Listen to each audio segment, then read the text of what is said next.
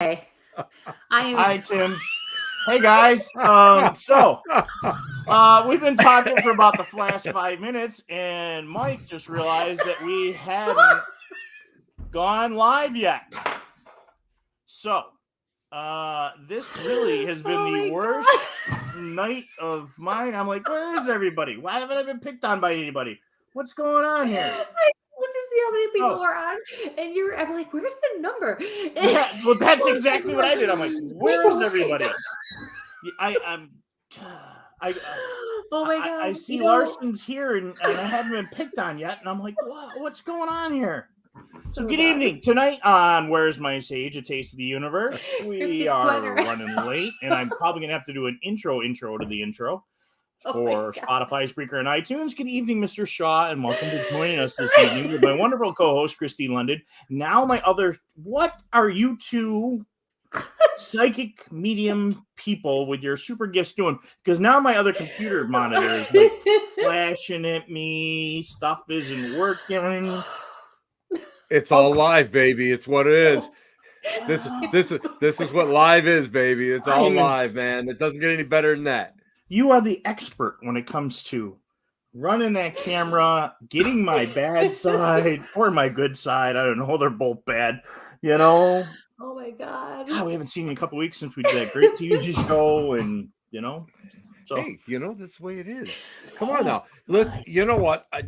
When I was with there's nothing worse than when I was with CBS, guys. I was with CBS for a few years, and we're going live in 5 hardcore markets. 5 hardcore markets, right? Uh-huh. We do 25 minutes with a guest. Detroit, where it was piped through, the producer had put on beautiful music. So we had gone and we had done this great interview, except nobody saw it. So it's the way it is, and I mean and this guy was a this guy was a professional, he was a professional button pusher. So he knew what he was doing. And these things happen, but that's the fun of being live. You know what exactly. I mean? I don't, and I'm at that point now where, even with my shows, I'm like, oh, well. Mm-hmm. Oh, well, the one time I'm talking to the guest after it, and all of a sudden he goes, hey, I think we're still live. So we must have talked about 5-10 minutes. Good thing I didn't F-bomb anybody. So I mean, it was pretty good, but it was, oh my God. Hey, Cole, how are you? It's one of those things, live is fun, and you know what? Everybody thinks this stuff is easy, and it is up to a point, but when it falls down, it's like just a row of dominoes. I know, and you just got to go, oh well, we'll just play it and go. They don't realize, I mean, like legitimately, Mike. Well, I'm gonna just put this out here. Literally, the issues we were having beforehand, you guys, Mike legit had a hissy fit. I was pounding on my desk. I thought if I screamed at it, because screaming always helps. Exactly. Especially with electronics. Screaming will always Good thing help. We were all muted.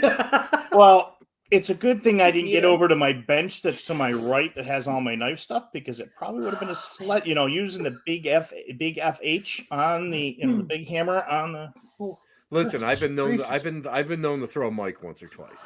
I am not throwing a mic. I may pound on the desk, but I am not freaking my. You guys are killing me. I'm already like, and part of it was I showed everybody my ears, and we weren't even lying. Look at how red my ears are. There's a lot of spirit activity tonight, and I don't know why. That and talking about like your escapades.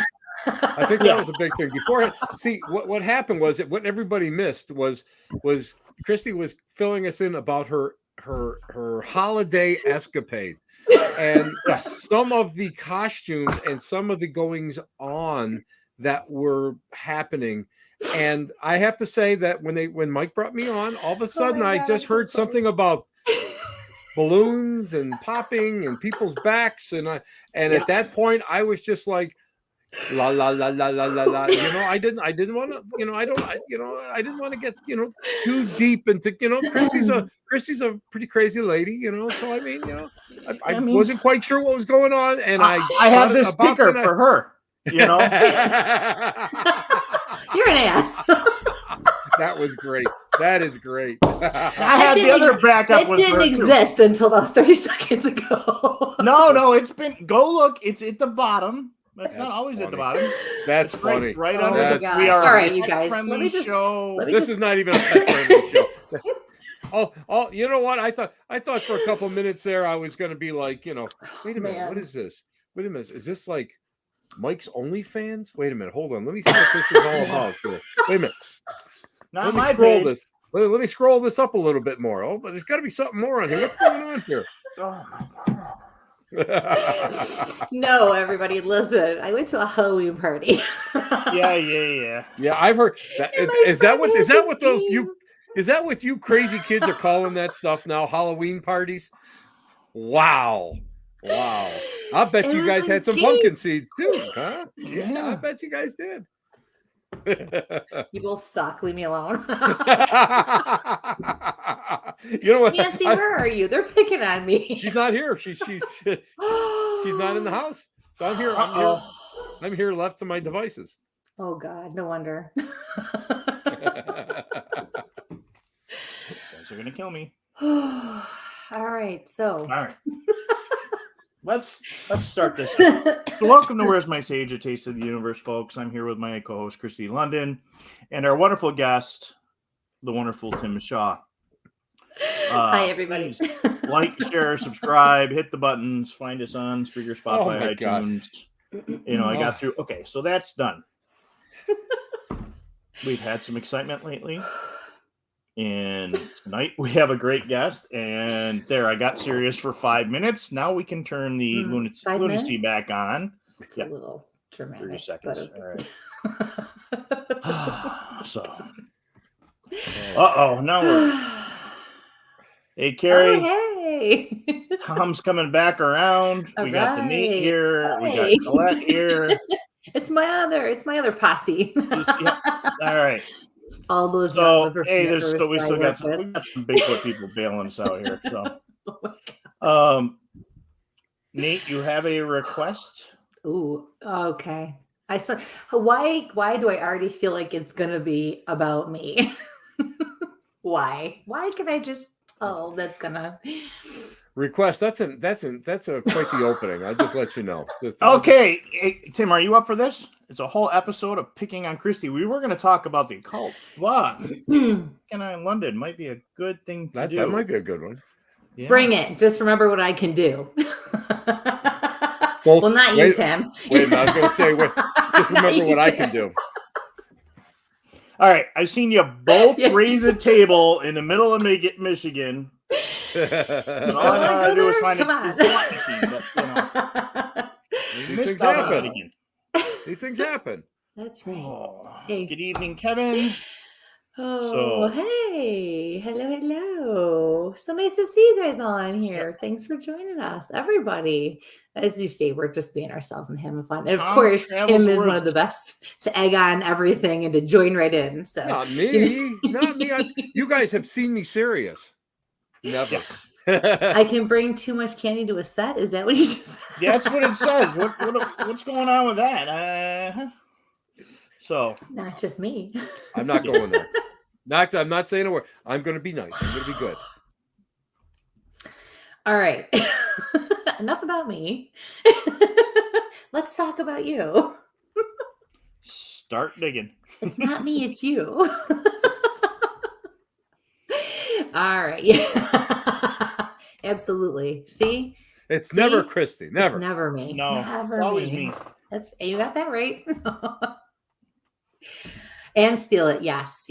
So, okay. So anytime we go to film he changes his name. Oh, you just realized who that was? Yeah. That's our Tom. Yes. Okay. That's our buddy Tom. Yes. All right. Tom, I sent you a Facebook message. Go take a look. Not that I'm on Facebook much anymore. I keep running from it.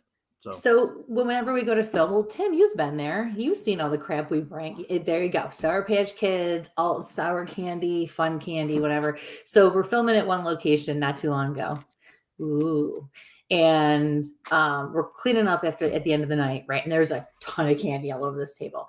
So Kat and I are just like, trying to pack stuff up. The guys are handling the equipment. And she's like, what are we going to do with this? I said, I didn't even really bring most of it that night. So I said, I have no idea. I said, here, you know what? This is all open. You guys like that. I'll take the thing that's not open. And it happened to be like one of those bigger bags of the Chewy Sprees. So I'm like, I'll just take this one thing. You guys get all the rest, right? So what, like a day later or something like that?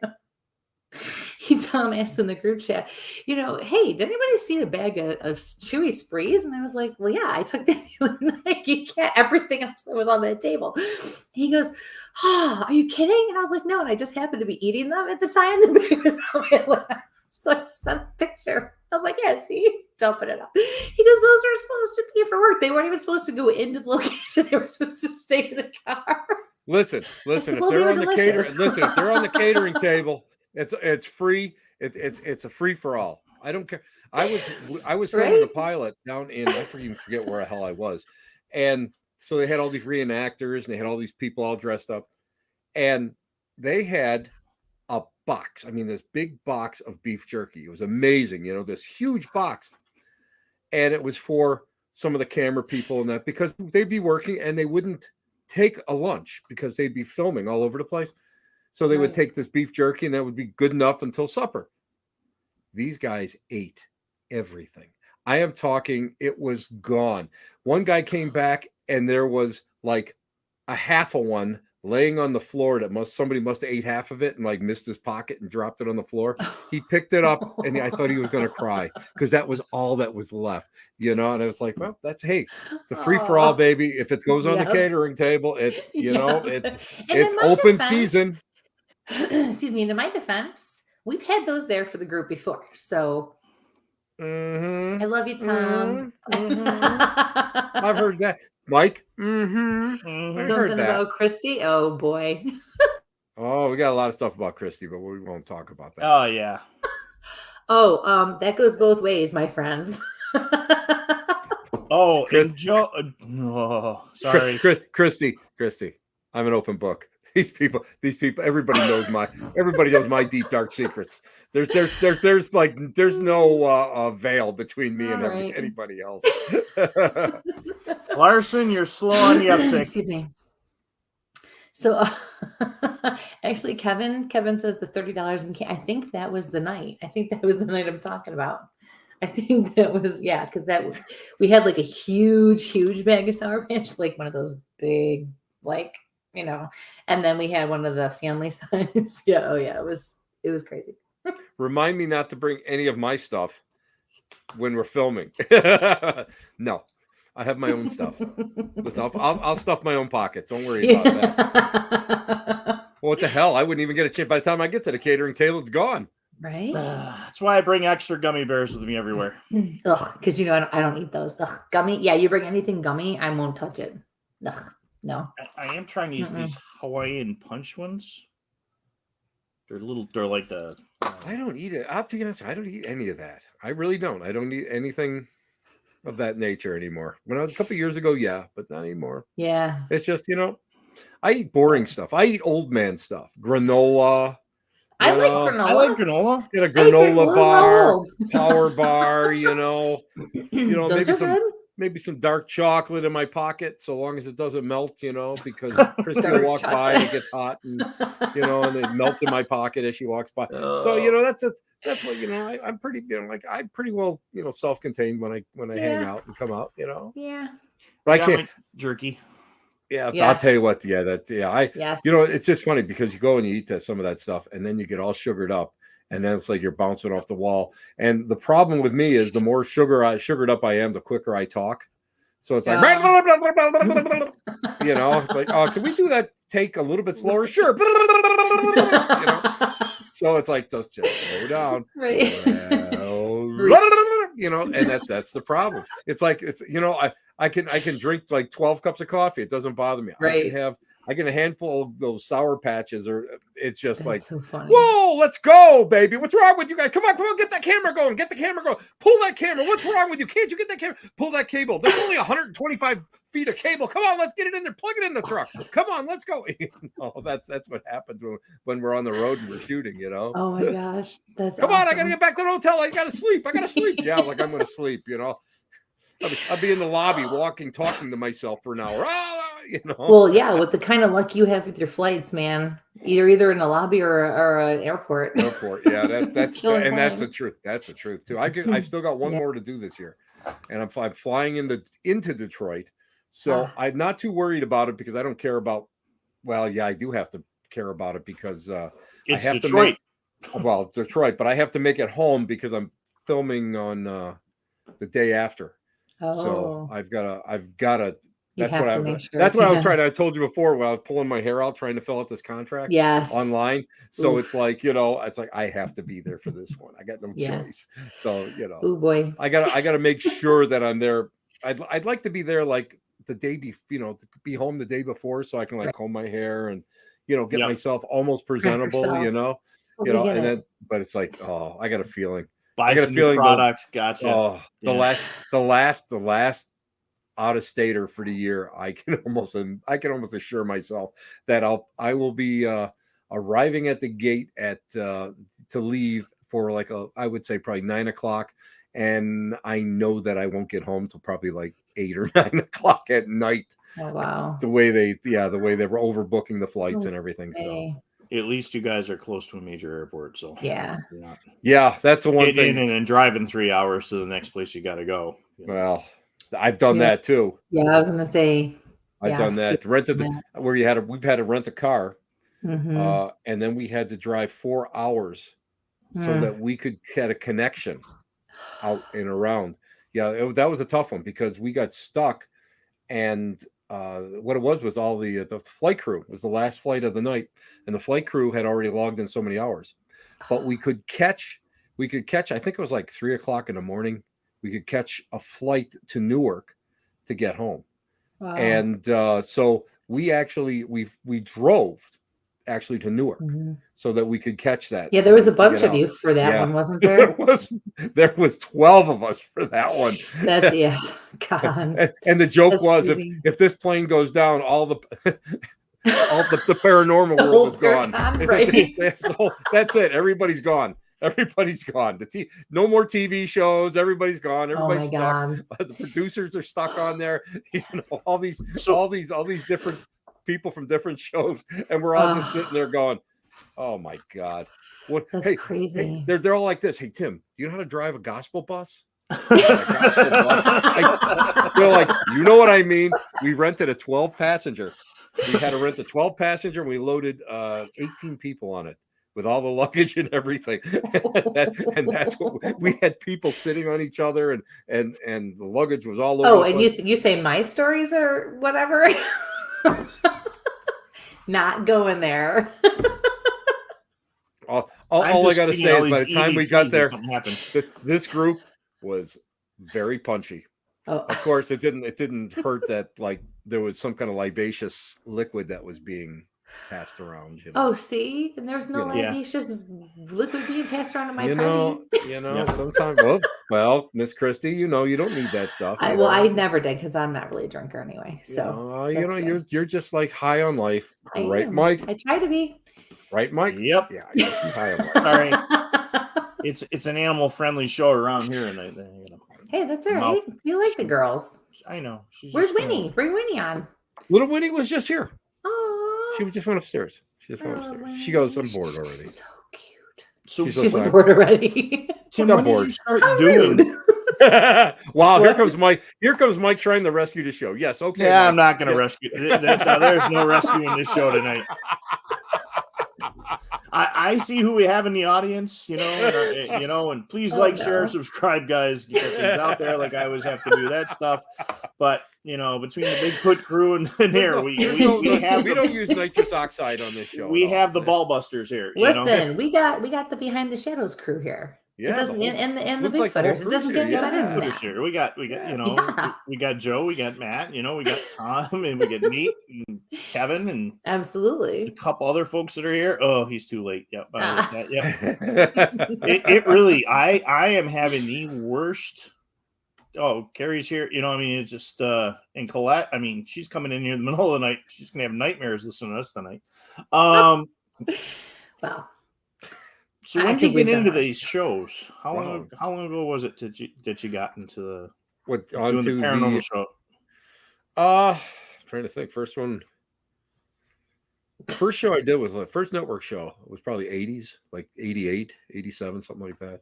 And we, because we had gotten, I was working with CBS and I was working with the Old Para X show. So we were doing we were simulcasting the CBS show, and then I was doing another show, and I got picked up by an agent who sold me to a production company, and that's when I did my very first pilot that didn't go anywhere, thank God, because it was really bad, but it hooked me into, like, the little bits that I do on the different shows. And I can't remember the first. I'll be honest with you, I remember, like, Ghost Lab we did on the old Discovery. That's going back a ways, but I had done a few things even before that, and I'd have to look at what I do, and yeah.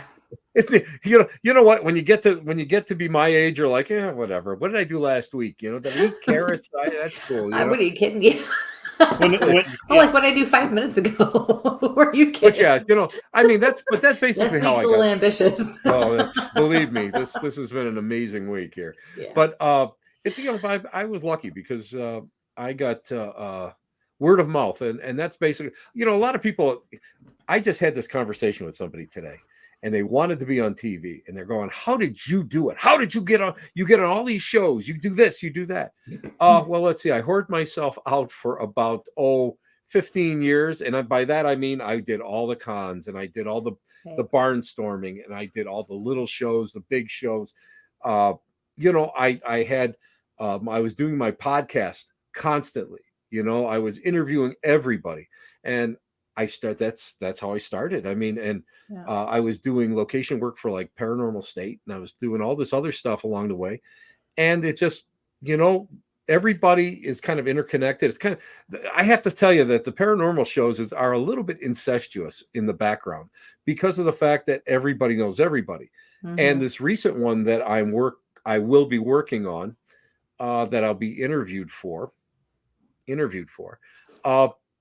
3 hours for, like, 12.6 minutes if I'm lucky, maybe 5. I was suggested because of the location, number one, and number two, I had worked with this producer who had known another producer who gave me high marks from Portals to Hell from the last shows I did, and this producer had worked with the production company with Portals to Hell, and then a couple other, like, regional things that I did, and that's how they brought me in. So that's how you do it. I mean, it's a lot of networking. It's a lot of the days of, like, let's put a team together and put it on YouTube are kind of over. What they're looking for now is they're looking for people that they know. They don't have to go and they don't have to coach. That's what they're looking for. They're looking for people that seasoned. They can rely on, Right. Seasoned. I just smell seasoned, Mike. I asked a question. There you go. With Christy's done. Christy started laughing. She's done, Mike. Oh yeah, I know. She's not. She's gonna have the giggles the rest of the show. She's not gonna. That. Christy, just try to keep up, baby. Come on. Follow on. She'll get it. Yeah, baby. Yeah. Make a noise. Let's catch it up, guys. You're gonna make me do the Italian snort. I'm muting my. Oh no! No. I think I can. I can unmute her. Unmute. Yep. Oh. I can't unmute her because she has the other set of controls on the other side. Oh my God, that's. Are we going to see a snot bubble? I definitely think so. I think. Listen, I think there is. I think it's supernatural. The snot bubble. You never know. I'm good. If you take a picture and take a close up, I bet you it's got a little face in that little snot bubble. We can make that happen. Now that's a close up.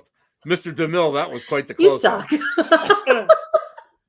Remember, revenge is a bitch, my friend. Look, I mean, I can scare everybody. I mean, Halloween, we did the Halloween show last week. I mean, we can still scare people. We still have the ability to scare people. Ooh. That's right. Listen, you troublemaker over there, Matthew. You just calm yourself down over there. Instigator.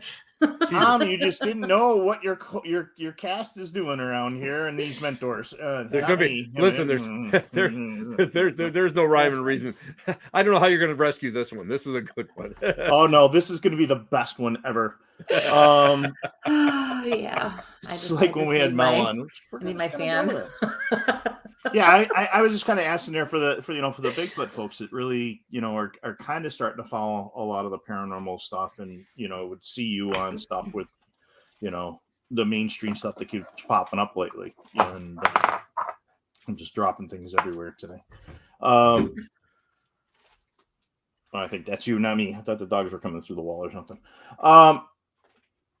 So with her snot bubble, kind of gets me thinking. We were going to talk about doing some of the occult and some of that stuff.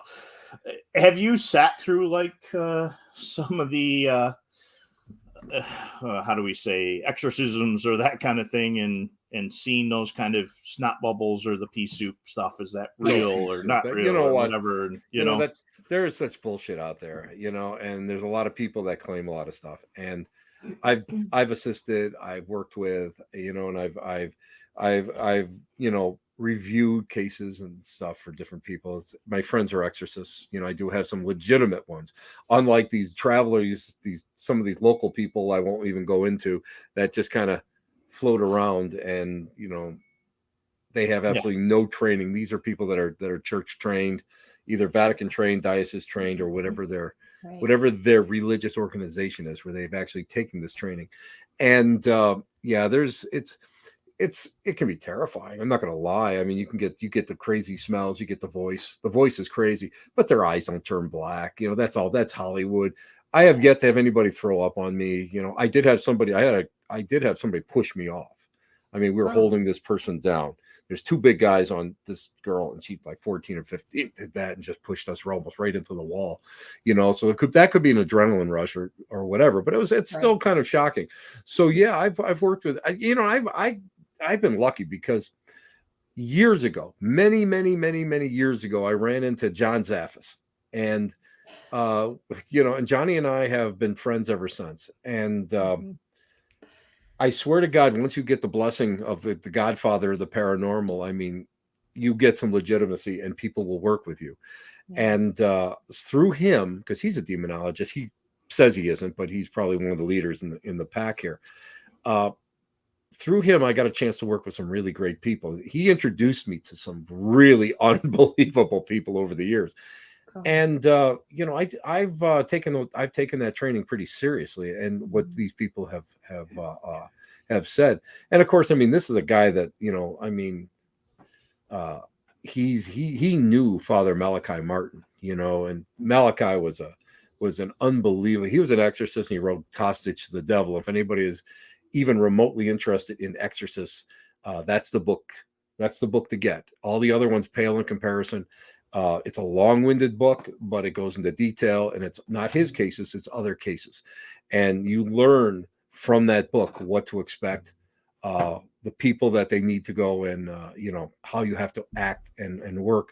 So yeah, I've been blessed with it. And then of course, I mean, with me, me just being me, I get a chance to really hang out with some pretty cool people. I mean, I was hanging out at a Yule festival. Oh, imagine that, me at a Yule festival, and I ran into Witch Doctor Atul from Canada, and I mean, he's big, I mean, he learned under Priestess Miriam of the Rampart Street, New Orleans voodoo shrine. And I mean, he is really well rounded, and through him, I got a chance to meet some other people, and then I met like different people that are Santeria. And so I've been really, I've been, literally, it feels like I fell into like all these little slots where I get a chance to work with people. Right. But then again, I mean, I put a lot of time and effort in. A lot of people don't realize that. I mean, I've been doing this since I was a kid, like in 1972 is when I first did Lyceum, so that's our Sunday school, and that's I probably did my first seance when I was about 9 or 10 years old, and probably did my first rescue circle, which is like modern ghost hunting cleansing, probably about 14, maybe 15 years old. So I've been knocking around a long time doing this. I've always had an interest in it, and I'm not afraid to go out there and find what I need to grow with, what I need to accomplish, what I need to whatever look for. And I'm one of those people that has to stop, and it's got to be my attention span, because I have to stop, and I have to, if I see something that's like shiny, I have to stop and go and look at it. And I'm not trained under Tom Brown Jr. up at the Omega Institute in Rhinebeck, New York, which was earth shattering. That's the only way I can say that the whole course of study was earth shattering. And through him, I got a chance to learn a lot of Native American different techniques, but I got a chance to really push myself further, where I was able to go and really see ahead and do, and then see behind, and do a lot of, we were doing a lot of blind stuff, where we were all, we couldn't see. And it was basically, you had to walk the length of a football field, stop, and then go into a building until they stopped you inside the building. And out of like 160, 140, like 140 to 160 people, there was only like 7 of us that actually made it inside the building. And that was all projecting yourself forward, how to go and project yourself, to look for sacred items and sacred objects. So, I mean, I've always had the interest in it, and it's pushed me in so many different directions that, I got I shouldn't say a well-rounded education, because if you talk to some of my spiritualist friends, they're like, you are blasphemous, and because I don't believe in a lot of the pablum that they teach me. I'm not a big, I'm a vibrational guy because of everything that I've actually experienced, rather than what, the books are saying to you. And some of these books are written in the early 1900s, and they're so outdated, and this is what they're pushing as dogma. So, I mean, I can be pretty I can be a handful when it comes to like in a debate with people, but it's just the fact that, it's, if I wanted to experience something, I made it happen. And there was never any excuse why I couldn't do something. There was never any excuse of why, something that would hold me back, and I think that's why, like, when there are rituals, when there's voodoo rituals, or even Appalachian hoodoo rituals, I'm invited to them. I'm an outsider. I'm not a part of anything. I know a lot of people within the craft. I knew the late Ray Buckland personally. When there was a circle cast or there was some kind of a ritual, I was invited, even though I was not part of, let's say, a coven, or I wasn't part of a group. I was invited to this stuff. They made sure they invited me. And I learned so much through that, and I practiced, and I gave up my Catholicism many years ago, and but I never gave up the ethics, some of the ethics of it, and I found that the ethics cross all the boundaries of all religions, and if everything else is just pablum, everything else is just it's just wrapping paper. That's the best way I can describe it. It's just wrapping paper. And if you break everything down, it all goes down to the lowest common denominator. And it's very, very common across the board. Doing the others, that's huge. Like attracts like is huge. Manifesting, working, and a lot of times, the one religion will say, we don't use saints, damn it. Well, you use guides. What the hell do you think is the difference? There's no difference. There's no difference. What's wrong with you? And I mean, it's all attracting this intelligence from one source or whatever source, and you can have all these thousands of deities and orishas and all this other stuff dancing around, and it's all focal points for energetic and I'll be honest with you. I mean, it's focused intent. So it all breaks down to the exact same thing, and that's something that I really have found is really universal across the boards. Is this focused intent, because without it, all these religions are nothing more than lip service. And and I'll be honest with you, if you start looking at a lot of the religions and you break it down, it's all the same thing. The only thing is you have different people who were ostracized in different areas. Let's say the Roman Catholic Church, they didn't fit. Or some of the Christian denominations, especially with your gay and lesbian and trans communities, they didn't fit. So they were forced out.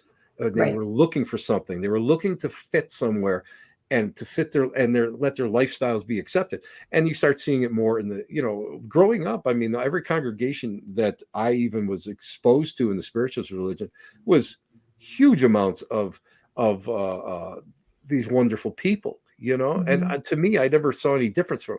But in these other places, they had all these horror stories, So I mean, you have to find where you fit, and it doesn't matter in the long run how you fit in or where. It just matters that you believe in something. You have a spirituality, and that's it. That's it.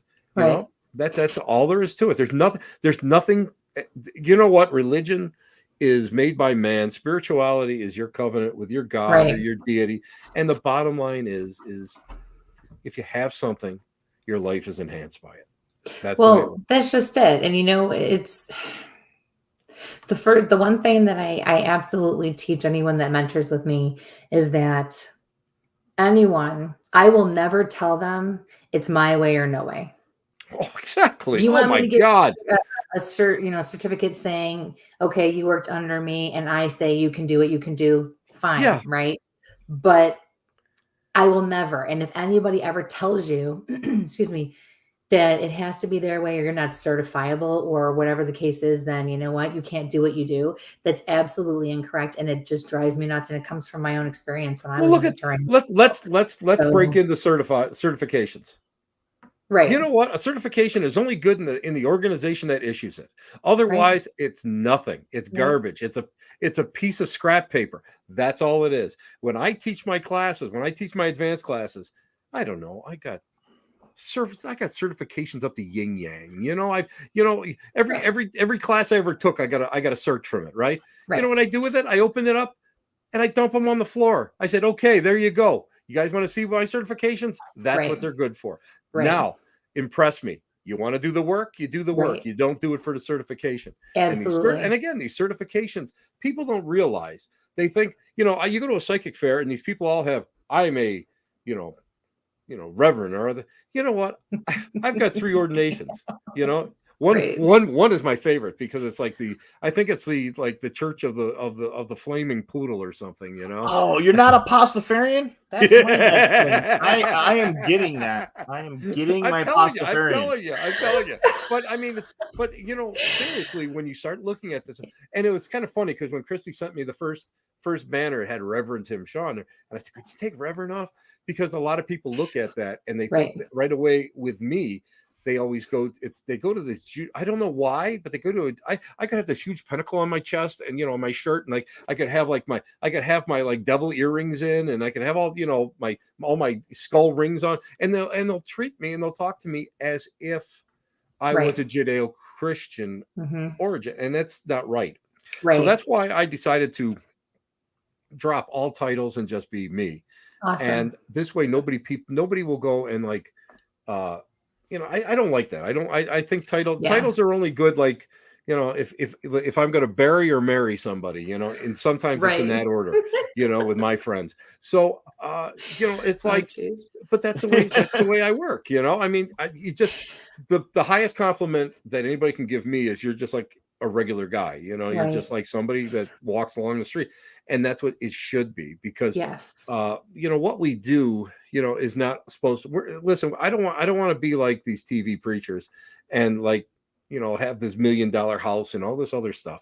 I don't want that, because the further you are away from your congregation, whether it's financially or educationally or whatever, the further you are away from being effective with that congregation, not scaring them into belief, but working with them if they have problems or whatever, to work with them and to be one of them. And I found that if people feel that you're one of them, they're open, they're much more open, and they're much more receptive to your teaching or what you're doing. So that's why I don't, that whole reverend thing, I remember when nobody had it. Now all of a sudden, everybody has it. Yeah, every time I pass gas, there's somebody comes up to me and says, "Hey, do you know I'm a reverend?" I go, "Wow!" And I can tell you had chili for lunch. I mean, that's the way it works. Oh God! Well, you guys are going to get hate mail on that one. I can tell you that right now, because I get hate mail on that one all the time. Well, I technically got a banner, but I don't know, something about we views of our guests, blah blah blah. Whatever. Oh yeah, there it is. The views of our guests are not always the views of Where's My Sage team. However, when we need a mentor, who do we call? You. Well, and that's just it, the whole point is, you should work with different people and learn different things in different ways because that is the Exactly. most effective way to learn who you Exactly. are and what works for you. And And that different is and all so the modalities. People don't get this because exactly. people get like locked into one thing, and that's wrong. You can't be locked into one thing. Right. I spent, I don't know, probably about about 5, 6 years doing nothing but shamanism, working with every shaman that I could find. I went all over the place, and and I mean sweats and uh I won't go into some of the ceremonies. I don't want to go into that because Is it like I the balloon game at the party? Is that what no, it's a lot. I'm not trying to be I believe it disrespectful. has a lot to do Sorry. with it had a lot to do with psilocybin and stuff of that nature. Okay. But I just but I mean, you go out there and you learn from these people, and you constantly Right. learn, and you're doing it with the right reason, the right heart, and you're searching. And then when you're satisfied and you feel that you've had enough, then you go and you start searching again. You start looking for something else. I got into Reiki healing, believe it or not, through ancient stone tool making. Really? That's the way I got. That's the way I get into. I don't know how, Mike, but I isn't was that something that you're into too? Like this Yeah, the that was flint going back napping. to my, Yeah, my flint napping, my Ashley yeah. enhanced. I mean, that's what I specialized in college. But But this I is could see doing that, slamming your finger, holding it. Yeah, but yeah. I worked real good. But how no, many I mean nappers it's. look like that though? I know that's it. You're Nappers and usually bomb all makers, beat we have no up. fingers. Yeah, But I mean, I think the problem I get is that uh, I think the biggest problem I have is people become too myopic. They're too focus. short-sighted and stuff, Yeah. and they're not giving themselves the opportunity to get out there and really blossom and see what else is out there. I I'm not a Buddhist by any means, but I've been out there, and I've gone to the Himalayan Institute. I've been a lot, I've gone to different lectures, and I've gone to study groups, and I've gone to meditations. I'm not a Buddhist, but I wanted to experience it. I've done, I've done Vision Quest. I'm not Native American. I've done Vision Quest. I've done the sweats. I've been I've been the fire keepers. That's the things of that nature. You go and you learn this stuff, and it's fulfilling, and everything that you learn kind of fits into whatever you're going to learn next, and then it just kind of just starts to snowball. And now, I mean, I was fascinated with voodoo and hoodoo, fascinated because of the fact it was a lot of the old ways, a lot of the old pagan ways that have been brought over here from the Isles. And then voodoo, of course, is totally different from what we practice up here, is different from down in South America, which is a little different from New Orleans, which is different from the Dominican, which is different from West Africa, and you get a chance to really understand that. All of a sudden right. now these titles are gone.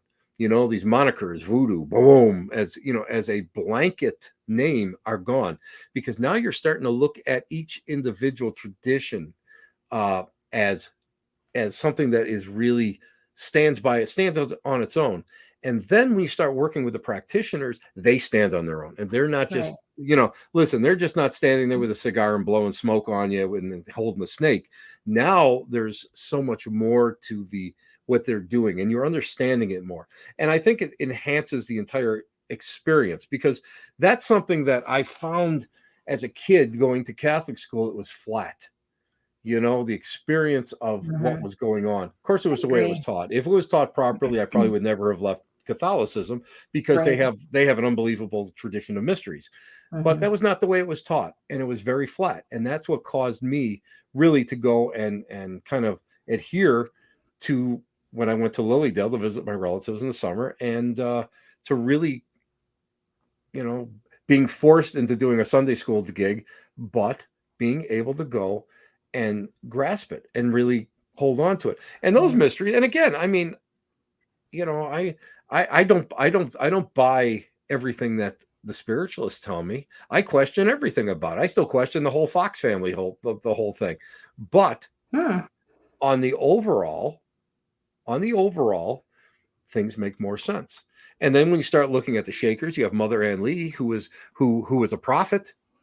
I mean, Mm. You know, she was unbelievable. You have all these prophets from all these other religions. Then you start seeing all the other sort of crazier religions out there. You know, the Oneida community, the free love community down there, and you know, the Millerites that became Seventh-day Adventists. And you know, I mean, you start seeing all of this, and you start reading about it, and you start studying it, and you see the evolution of how everything starts to become different as it evolves. And by doing that, you can see your own evolution, your own life's evolution. And I know, like, I'm not the same person I was a year ago because of the fact that I've gone and I've met so many more people out there, you know, and I've gone to some fun things, and you know, not as many fun things. I didn't have any balloons. I'm sorry, Christy. You know, didn't have no balloons, but nothing about pasties either. You know, but well, you have snakes and smoke, so I don't know. listen. I've done naked maypole, so you know, I'm just telling you. And afraid. Okay, yeah. I like he was heading there, snake. I'm just telling you. I'm telling you. You know, these things happen. You know, when in Rome, you have to do it. That's right. So is that the contract you're doing? Because they are recruiting right now. Because I saw that on EJ's post the other day. Looking for Naked and Afraid, folks. Oh, yeah. But yeah, I mean, you know, but I mean, a lot of people don't realize that, because a lot of people think that, okay, I'm into this style of witchcraft. Well, there's a million different styles of witchcraft out there. You know, oh my God, you know, saying you got the vampirism. There's, you know, I mean, I've hung with vampires, you know, I mean, I've hung with bloodsuckers, and I've hung with the energy vampires. So, I mean, these are things that, you know, you should go out there and you should experience for yourself.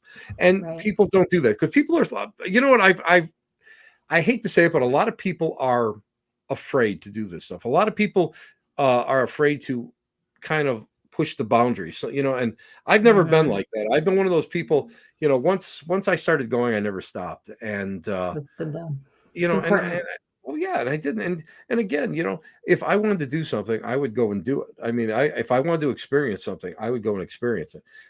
If I had to go and get a part-time job so I could pay for this stuff, because I never took anything out of household funds. If I had to get a part-time job to pay for all this stuff, I used to go and do that. And I would have this part-time job just long enough so I could pay. So I knew I would have gas, a hotel, and you know, I could pay for my tuition. So I mean, this is stuff that if I really wanted to do it, I made it happen. And I'm so glad I did, because now it's kind of funny, because it's like, you know, when people talk, I kind of sit there and it's like, wow, you know, don't be afraid to, you know, even in Western New York, I mean, you can go out and experience stuff. And there's so many different teachers here in Western New York. That you can find. All you got to do is find, you know. If growing up here, I mean, when we think about basically from Syracuse to Buffalo, and how many, you know, I brought this up before. I brought it up with the Bigfoot guys and everything else. How many major religions?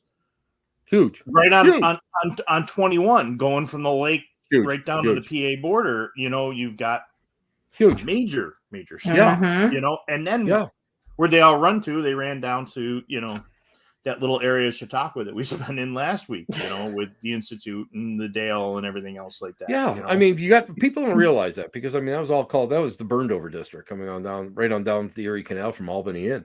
And I mean, that's how everything shot in every direction, you know, and everybody that was like a free for all trying to get religious footholds into that whole area. And, you know, we've got two major religions. Seriously, major, because spiritualism at one time was a major religion. That 10 miles from each other. We're talking maybe 10 miles away from each other, 15 miles, like something like that, where you have the Church of the Latter-day Saints. You know, you have that in Palmyra. You have the Sacred Grove, and you have the prophet, you know, Joseph Smith's house, and you have everything that's there, you know, and you know, you have Hill Cumorah, where he received the golden tablets from the angel Moroni. And then down the road there, basically you have the beginning of the spiritualist religion in Hydesville. So these are two major religions that took hold here in New York State. Right. And there's also other ones. So people don't realize that. And I think a lot of it has to do with, we had a debate about this not too long ago, about the water, and about how the proximity, how close we are to the water, and the rushing water, especially like Niagara and Niagara Falls now. But Lake Ontario, look at all the UFOs activity that's over Lake Ontario. People don't realize it. In New York State, they think, "Oh, I'm going to go down to the Hudson Highway. It's a UFO highway. Everything runs around up there." Man, all you got to do is go to Alcott, New York, some night and sit there, and you're going to see something. And people aren't seeing that. So there is something here. There's something magical. I know like authors and I know artists that come here to study and to work for a period of time to develop here, and then go someplace. They'll go to New York City or Los Angeles or San Francisco or whatever. Florida. Sometimes Florida. Sorry. Florida's cool. That's a hit. Matt comes up here all the time to go to Eastman to do all the photography stuff. So, let's see. And I will get to your questions in a few minutes, bud. But the big thing is that there's something up here that attracts it. And, a lot of people don't realize that, because a lot of people, they don't know how to search for it. They don't know where to search for it. They don't even know this stuff exists. And unless somebody goes out there and like, somebody will come to one of my talks and they're like, Jesus, I didn't know that. Right. And it's like, well, here, all you got to do is just look this up. Just look this up. There's you'll find 1,001 things. So I'm like, okay, what's he doing on the side here? But it's just, it's just simple, and people don't realize it. And all it takes, but the other thing is that people go, well, how come you're such a wealth of knowledge? Well, I only started in 1972 with this stuff. So, and I've never deviated from it. I've always had that interest. And Kodak attracts. I've taken classes there, so I'm not going to say anything. I liked it there. Matt's wondering where you teach. Where do I teach? No universities. No universities would have me. I wouldn't go to a university that would have me as an instructor. I'll tell you that much. No, I teach all over the place. I teach at the conferences. I teach little shops, big shops. I teach all over the place. I probably just about all over the East. From my base, in all honesty, what's really amazing is that my fan base reaches from Sault Ste. Marie, Michigan, and it goes down through Appalachia, and it goes into Florida. Right in the northern Florida, and that was always an amazing thing to me, because I couldn't understand why I would be accepted in the Bible Belt, especially but people. But again, people also know. I mean, I'm fascinated by a lot of the religious different sects that are out there, and I'll be honest with you, my favorite thing is the snake handlers. I think that they're an amazing group of people. I believe that these people are 100% there. They have that much intensive fervor and belief in their religion that they can go and they have no fear of grabbing a poisonous snake and dancing with it. And I mean, I met a guy that had like all these like bites where it got him, and he goes, I haven't been to a hospital yet. Wow. That's amazing to me. It's fascinating. I mean, and when you meet people, but this is the whole thing. When you meet a person like this, it's like, they, first of all, nobody opens up if you're not genuine. And if you don't have the real interest, they know. And it's like, when you sit down there and you start talking to them and you start, I do have I can quote some things from the Bible, and not that I've read the whole thing like some of my other friends have, but I mean, when if you throw something out at them and they take that as a thank you, because you've actually made an effort to reach with them and to get to that common ground, and people are so receptive to that, and that's where I guess that's where I kind of excel when it comes to my people skills. My people skills usually suck. Don't ever stand behind me in Aldi's or anything. I'm probably one of the worst customers there are. But I hate people. But when it comes to go out there and meet people, I've been able to do that, and I've been able to communicate. Right. And in different levels with different people and different topics. And that's what I think, that's a blessing, but that also is because I've always constantly had that interest. And it's like Bigfoot, guys, man, I'll tell you what, Bigfoot is like crazy. And I love the whole concept of like the nuts and bolts type Bigfoot, and then the whole interdimensional type Bigfoot. And I love everything. I love everything about it. And I don't get a chance to like get into it as much as I'd like to. And, but that's something else. Yes. Have I ever gone on investigations? Absolutely. And they're fascinating. They're fascinating. They're far more fascinating than most paranormal investigations I go on. Why? Because I don't fall asleep in the woods. But when I'm on a paranormal investigation, that's it. I'm done. I hit midnight. I fall asleep. Man, at Waverly, I turns back into a pumpkin. Hey, Waverly Tuberculosis Hospital. I fell asleep in the operating room. They stole my flashlights. The only way I could find my way out was I could see the exit signs that were lit. That's the only way. It was pitch black. Come on. So yeah, I mean, that's why I always carry 3 flashlights. 2 you can see, and 1 I don't think you want to look for. So I mean, this is okay. I'm gonna take your word for that. But really. I do have 8x10 drawings of it, but that's another story. But I mean, these are things, but people love that, and I love it. Yeah. And I think that's why guys like John Tenney. John Tenney is probably one of the most rounded when it comes to anything weird. That's what he always says.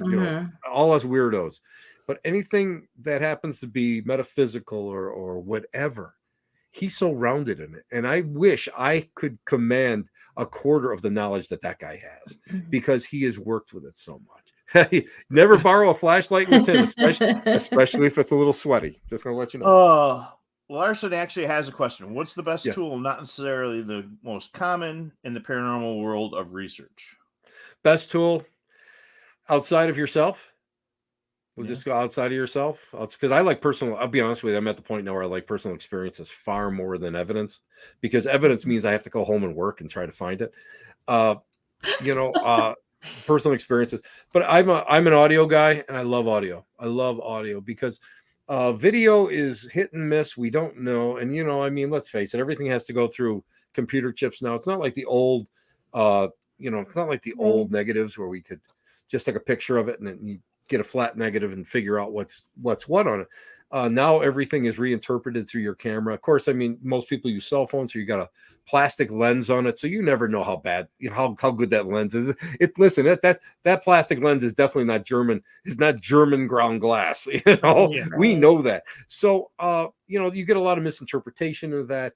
I mean, I've seen some really compelling stuff, but I love audio because and my favorite is when it swears. You drop an F-bomb, or it drops an F-bomb or something, because that is not FCC regulated, and yeah, I mean, I love that. I think it's something. And 16 mil. Yeah, I love that. I love doing that. And I know a lot of people that have gone back and they've dug out their old Fujikas and Nikons and that stuff, and now they're all discovering the joy of having to work with film. And a lot of them have gone back to black and white, which I always loved.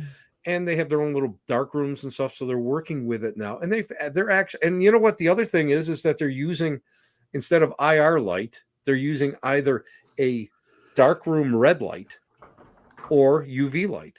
And those two seem to, you're able to catch more. You're able to. Right. IR is great if IR is great if you're like if you're doing a show or you're recording something, that's cool. But if you're looking for evidence, the other stuff to do. But I love the fact, when you get look at this guy with that. Don't get yourself in the eye with that. No, that one's broken. Oh, okay. That was the IR. But I mean, a lot of times, because I mean, I'll be working with something and I do all my short bursts, because I don't, that the days of me doing 12 hours of constant recording are over. But I mean, I do all short bursts, and I mean, all of a sudden, you get an FU, or you get like that, right. Or it answers a question, or it answers who is this or something. You get that, and it's like, wow, I think that's great. I like the ITC stuff. I love scanners because I'm a nerd with that stuff. As a matter of fact, you see that old radio, the old radio over my shoulder there, that's actually a stripped down model. That's actually a Spirit radio. So when I'm working here, when I'm writing my books, I turn that on. That's my inspiration behind me. Oh, that's cool. So so we have that, that's all set up in there. So I mean, that's not a little creepy to be writing. Sorry to interrupt you on that, and just have somebody's voice kind of pop up and just Mike, correct you. Mike. I was doing the laundry with this stuff on, and one day I'm at the old house. I'm working in laundry. Right, Nancy's upstairs working in her office. I'm folding laundry, and I have the thing on. And you know what I got? You will scream just like that in a frequency that was lower than what it sounded like, what it was going through. And I said, oh yeah, I'm going to scream. Yeah. Okay. Yeah. Right. So I grabbed my phone, man, I hit the recorder, threw it on there. I said, who am I talking to? Real time. Mike came through. And I mean, I had about probably 3 good minutes of real time interaction. That was amazing. That was amazing to me. I don't believe it was coincidence, because it was just that, like, whatever I asked, it answered. Right. But a lot of times, a lot of people are going, oh, that was my name. And I'm sitting there going, no, it just went, Yeah. That wasn't your name. That's not your name. Are you Og? Is that your name? Are you a caveman? Are you Neanderthal? That's not your name. But a lot of people, they want to believe it so much, and they want this stuff to happen to them. So they're matrixing it audibly. So that's another thing. I mean, again, that's why I like to record my sessions. But again, ITC is fascinating. I mean, Frank Sumption was crazy. He wanted to go and talk to purple women from Venus or something. I believe that was the reason. Yeah, he wanted to talk to he wanted to talk to aliens through these scanners, these things that all the Frank's boxes. And I mean, and that's where it started to come in from there. And you start, I'm still one of those guys that works with a little bit of white noise. I like the white noise to try to just give it something to work with, rather than just always working with a scanner box. But the scanner box is the big thing now. I think I've got 8. I think I've got 8 scanners, and I've the for spirit boxes, the filters, I think I got 6. Wow. Yeah, I think I got 6. And I built them, and I bought them, and stuff like this over here. I mean, that's great. That was I went to Paranormal Oddities one day, and I said to Joe, I need the parts. It was like a pumpkin. I stuck my hands in there and pulled everything out, and oh my gosh. And we put it together. So that's, I mean, a lot of it, that's what we do. We put it, but it's just fun to work with. Right. But I love old record. First of all, I still like cassettes. Johnny Zaffis still uses a lot of cassettes. I know a lot of people that use the mini cassettes. I've still got one of my original cassette recorders that I used when I was first in the field. And I still use that to this day. I seem to get actually better results on it, clearer results, because there's like noise limiter on there, but that's it. Yeah. And I like a lot of the really cheap audio recorders. I have a couple that are really expensive. I have a couple that I paid almost $500. I put one is almost $500. I don't want to say it loud because my wife is around here, but I paid almost $500. I thought Nancy was gone. I thought Nancy was gone. She came back. She's home now. Check, yeah. But I mean, I paid big money for these things, and I'm going to be totally honest with you. If I was a musician, these things are perfect for it. Right. But the cheaper the recording or the recorder is, the less filters are on it. And like, I have a Sony that I probably bought, I don't even know, it's over a decade. And I still use this digital that is, and you can strip off like your noise limitation and your hiss and all this other stuff on it. And that's what I use. I bought, and I have these old Olympus recorders that I bought for like $6 a piece on eBay. They're ridiculous now. Yeah, and I mean, and you can, but these things are like, there's nothing on them. So when you're recording, you're more apt to be able to pick something up, and that's what I love. So I love audio. I like recorders a lot. I don't like anything fancy. One time, I mean, I used to set up my laptop with, oh my God, with a soundboard, and like I would go and I would have 2 condenser mics and 1 dynamic mic. And I would go and set up a room, and I would record the room. Oh, okay. To have everything piped into one program. Right. And it was like, at that point, I knew that there was something wrong with me, because I wasn't getting anything. There was nothing that was really getting. There was nothing. You know what I was getting? I was getting mice. I was getting mice in the walls. That's what I was. It was so sensitive. I was getting mice in the walls, but I wasn't getting anything that was like spiritual. And so I stopped using that, and I went into, just that my old Sony, and I have two of them. I have an older one, and one that's almost relatively new, so that's a decade old.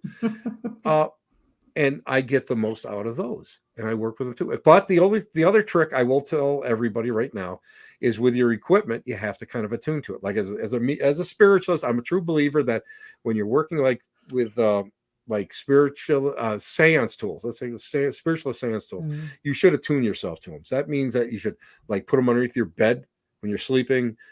Keep them near you, all that thing. And if you're so disposed, to put them in bed with you, that's up to you. But I think you need a therapist at that point. Yeah, but I'm just saying. You need that energy. You need to have that. But yeah, you have to. It has to. It has to be. You have to be. Your energy has to mesh with it. Right. And I think that because we are as a dowser, I believe that we are the antenna. And everything comes through us, and it attracts into whatever you're using. And I firmly believe that. And I mean, I've used these two recorders almost exclusively. I do have a one-shot recorder I bought from Shane Pittman from the Holzer files that I'm experimenting with, and I've actually got some really good responses on that, because there's no filters whatsoever on it. Oh, nice. But for general use, that's what I love. I absolutely love that. Where do you find cassettes now? I get them on not eBay. I get them on Amazon. You can buy them on Amazon. Walmart. Yeah. Oh, yeah, that's right. You can buy them at Walmart. Yeah. Really? Yeah. So I actually so we were down, in Whitehall there for the event, and we were down with Paul Bartholomew. Paul ended up giving Eli a whole box of cassettes, and he's like, "What are these?" And I went out to my Jeep, and I grabbed the tape recorder that I because of course you have it in your Jeep. Of course, yes. And handed him some Doesn't everybody? Come on, Christy. Come on. Get up to speed, baby. And poor Alex and Eli are like, "What is that?" I'm like, "This is a tape recorder. Oh my God. This is what we used to make mixtapes on back in the day." What? Never mind. Here you go. And they're like, "We don't know what to do." And when I saw Seth 2 weeks ago, I said, "Look, I gave the boys this because they're out in a lot more locations across the country. Right. Take this and use it. It's $20 on Amazon to go grab one of those bad boys." And we had seriously. I mean, that's big talk with just because. Well, you know what the big problem is, guys? Yeah. Because they see stuff on TV. They see all this stuff on TV.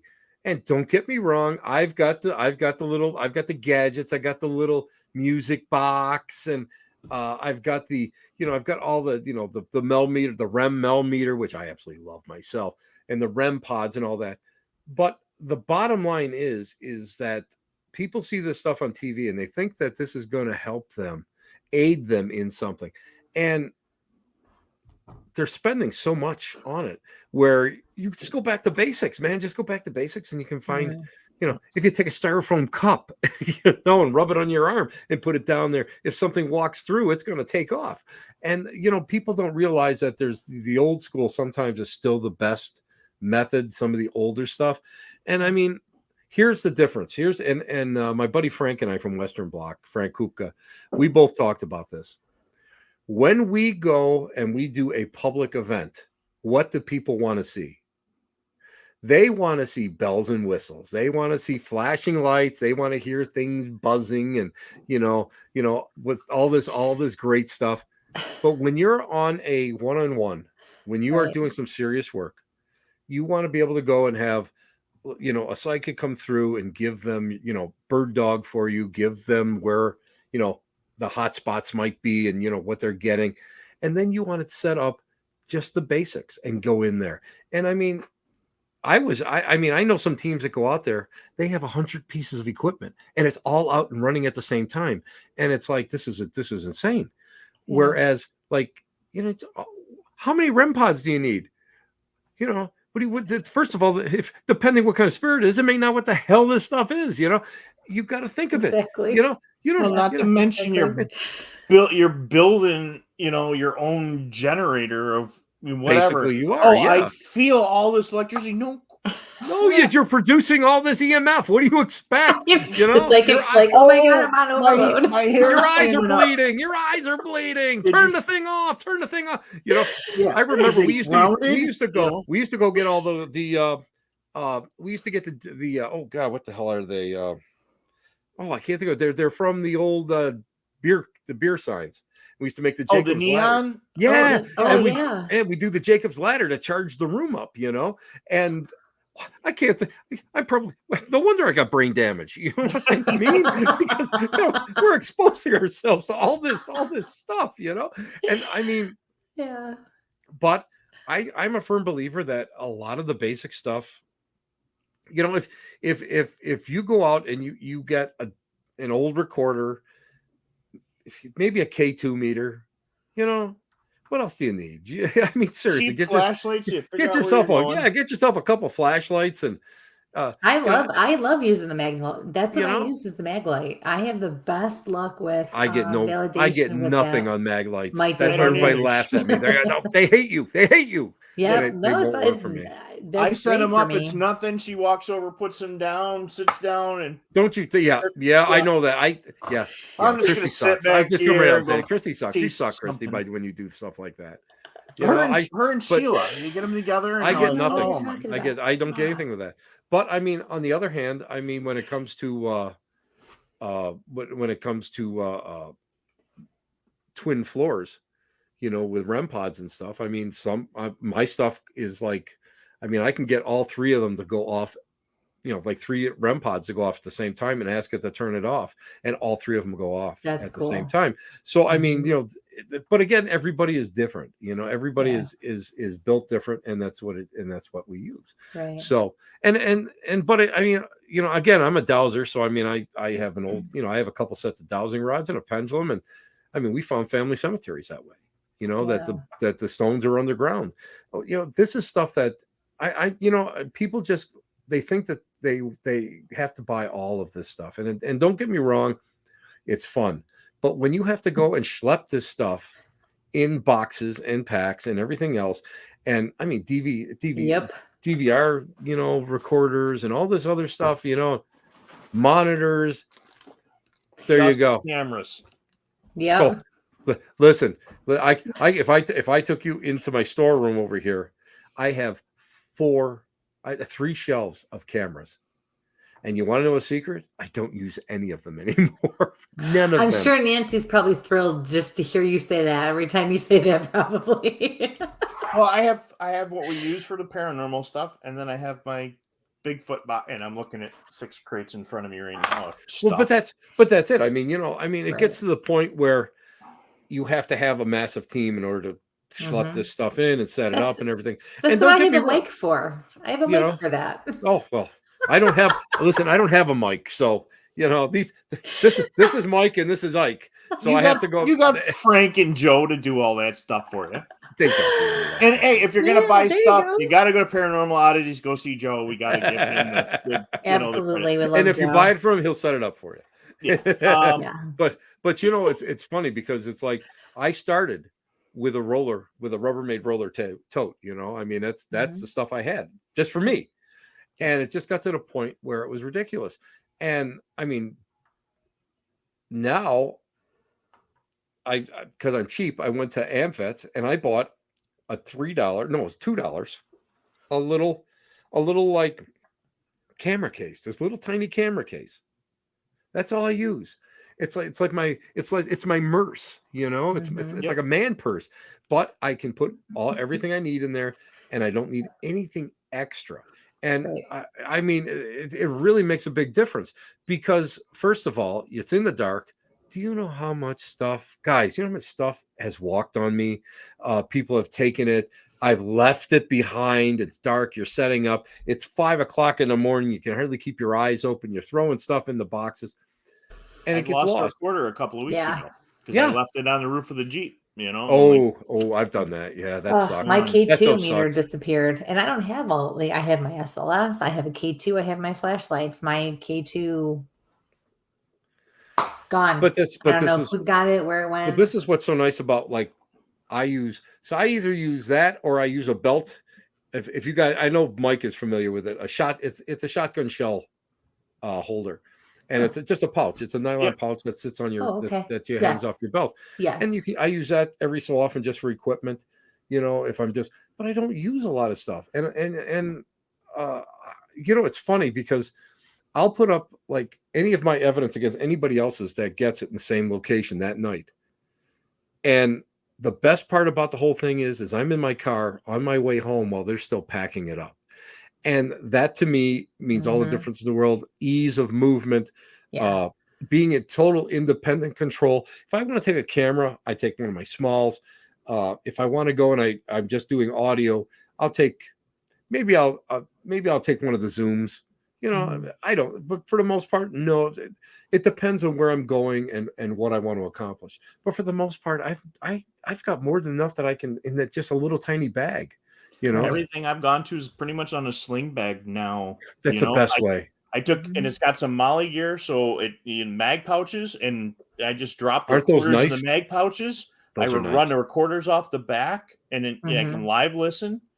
That's the way. Go in, and if I need more than that, I go with a tack vest where I've got mag pouches. And I've got the tack vest. I've got right. I got a photographer's vest that I use. Isn't that more like a fishing vest, right? You can just get a fishing vest. You can get a fishing vest, but I like the photography vest is better because it's longer. It's the other one is sort of like an Ike jacket. It goes to the waist. These are a little bit longer. There's more pockets in there. There's more room in there.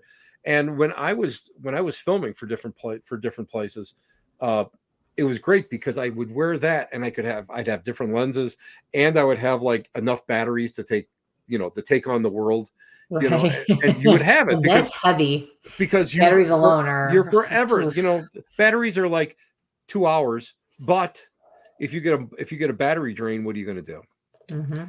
Oh, the ping pong balls! I love ping pong balls. Well, he's cutting it in half, awesome. making a small parabolic. Yeah, Pat, you have got the Tactical Tuesday thing that down is tonight. Awesome. That's got perfect. The award for that.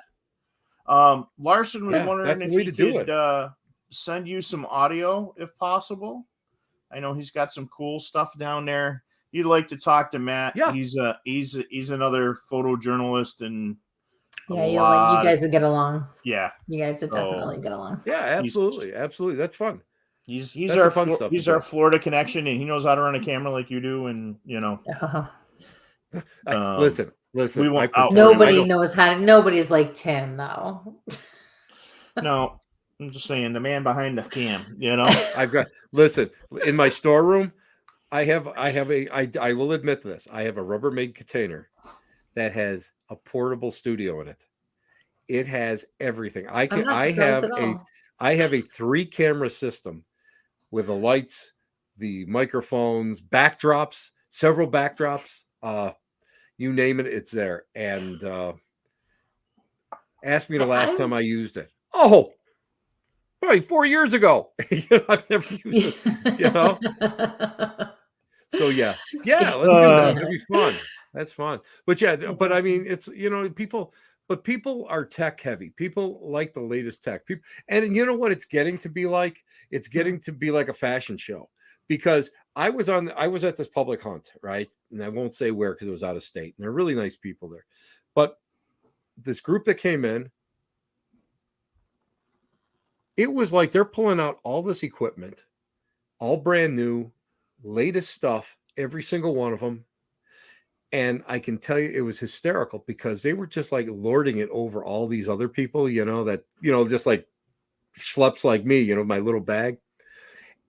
To be honest with you, they used not even an eighth of their equipment.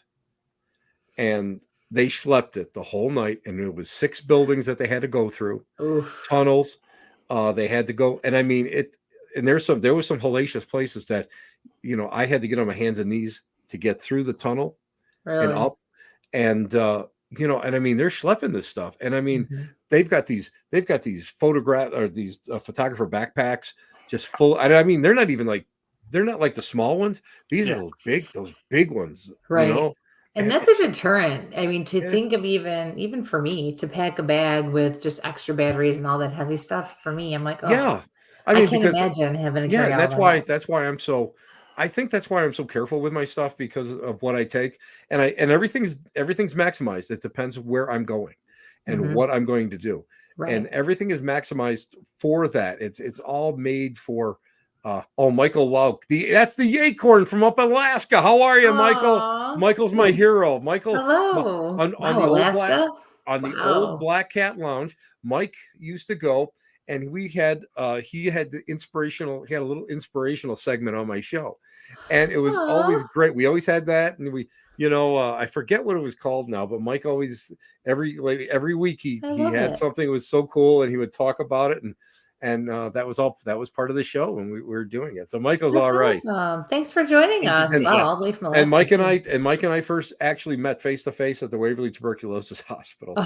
So very cool. But it was great because he had scoped out the place the day before, and instead and he knew the best places to eat. The guy, the place that we had buffalo steaks. Remember that, Mike? We had buffalo steaks at that restaurant across the street from the hotel. And that was a good experience. That was a great experience, as a matter of fact, with Mike. Not always about the pizza hunting. No. Or the crock-pot meals. Pizza is a very, very integral part of my paranormal experience. Yeah, Mike. Right here. Mike is a riot, because now Mike is Mike's an all-around guy, man. He's a survival guy. And you'd love him, Mike. You love him. He's a survivor guy. He built a small home, a little house he lived in on a trailer, and he's back up in Alaska now. And I love, and he's a photographer. The stuff that I see from him is amazing. So it's always good. Mike is one of my heroes. Mike is seriously, he's one of my heroes. And we go back. Oh my God, it's early Para X days, and that's his name. That's his nickname, the Acorn. Love it. I love it. Aww. Man, you've just done so many different things. I'm boring. Give me a break. Oh, listen, some days I bore myself. That's how I sleep at night. Well, yeah, you're so boring. This is the perfect time to bring up Matt's other question. Anything with the photos behind you? Those are Grand Army of the Republic. Yeah, those are Grand Army of the Republic photos. They the Grand Army of the Republic was the veterans organization of the Union soldiers after the Civil War that took care of them. They created hospitals and orphanages and old folks' homes and all that, rendered aid to widows and orphans. And these two are unidentified, but they're wearing the uniforms, they're wearing the badges, and they would have been leaders, some kind of officers in a post, like the veterans post. So yeah, I collect. If you could see, if you look behind me, you see the little high rise back there. That is all Civil War memorabilia. My relatives that fought, and all sorts of photographs, and this section of the collection room. This section is just American tiny Civil War. This is nothing. Now I got you on a public venue. When does the museum open? Never. This man, for you guys, you guys have no idea. You know what? If you're into Ouija boards, you know what? You know what's funny? When we moved into this house, I didn't want to tell anybody what I did. So, I mean, you know what I mean? It's like, so my one neighbors that we started speaking to, because I don't talk to a lot of people in my neighborhood, I'm pretty quiet. And they found out they had a blurb in me, I think, in one of the little local newspapers. And so I brought the one, my one neighbor down there, and she just was like, holy crap. She'd, the unusual stuff is kind of overwhelming a little bit. And so her, I think it was her brother-in-law. Yeah, her brother-in-law. Last night, Halloween, of course, they were out Halloween trick-or-treating, and Nancy and I are sitting in the Nate, yeah, you can come someday. Nate, I'll bring you in here. We're sitting out there at the garage, giving out candy, and he comes over with his girlfriend. He goes, "Hey, can we see that museum? Can we see what you got?" So I brought him down there, and I think he was a little overwhelmed.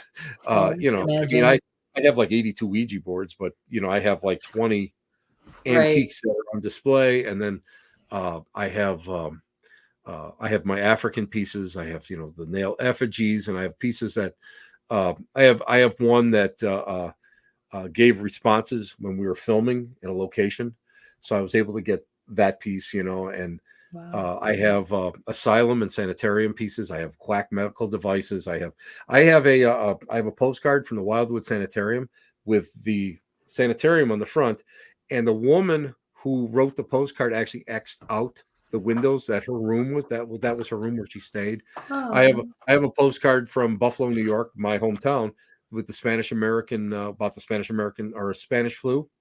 Oh, There, wow. There's a cool article right here. there you go. That's it. And this Aw. was Yeah, that's it. from the Villager in Ellicottville and Chautauqua from last week. Yeah, But that had Very Meldrum, nice. and then the girls were down here for the yeah. Wildwood. Yeah, You Meldrum, yeah. were. Yeah. Yep. But I So- mean, you get, you know, I love this stuff, and I love everything the quack medical devices because everything was battery operated, so they used to bring DC power through you. And I have like what they call a Boyd's pendant, it's about yay big, and it looks like little hearing aid batteries, and you would wear Oh, that, cool. and Oh. you would absorb the DC current.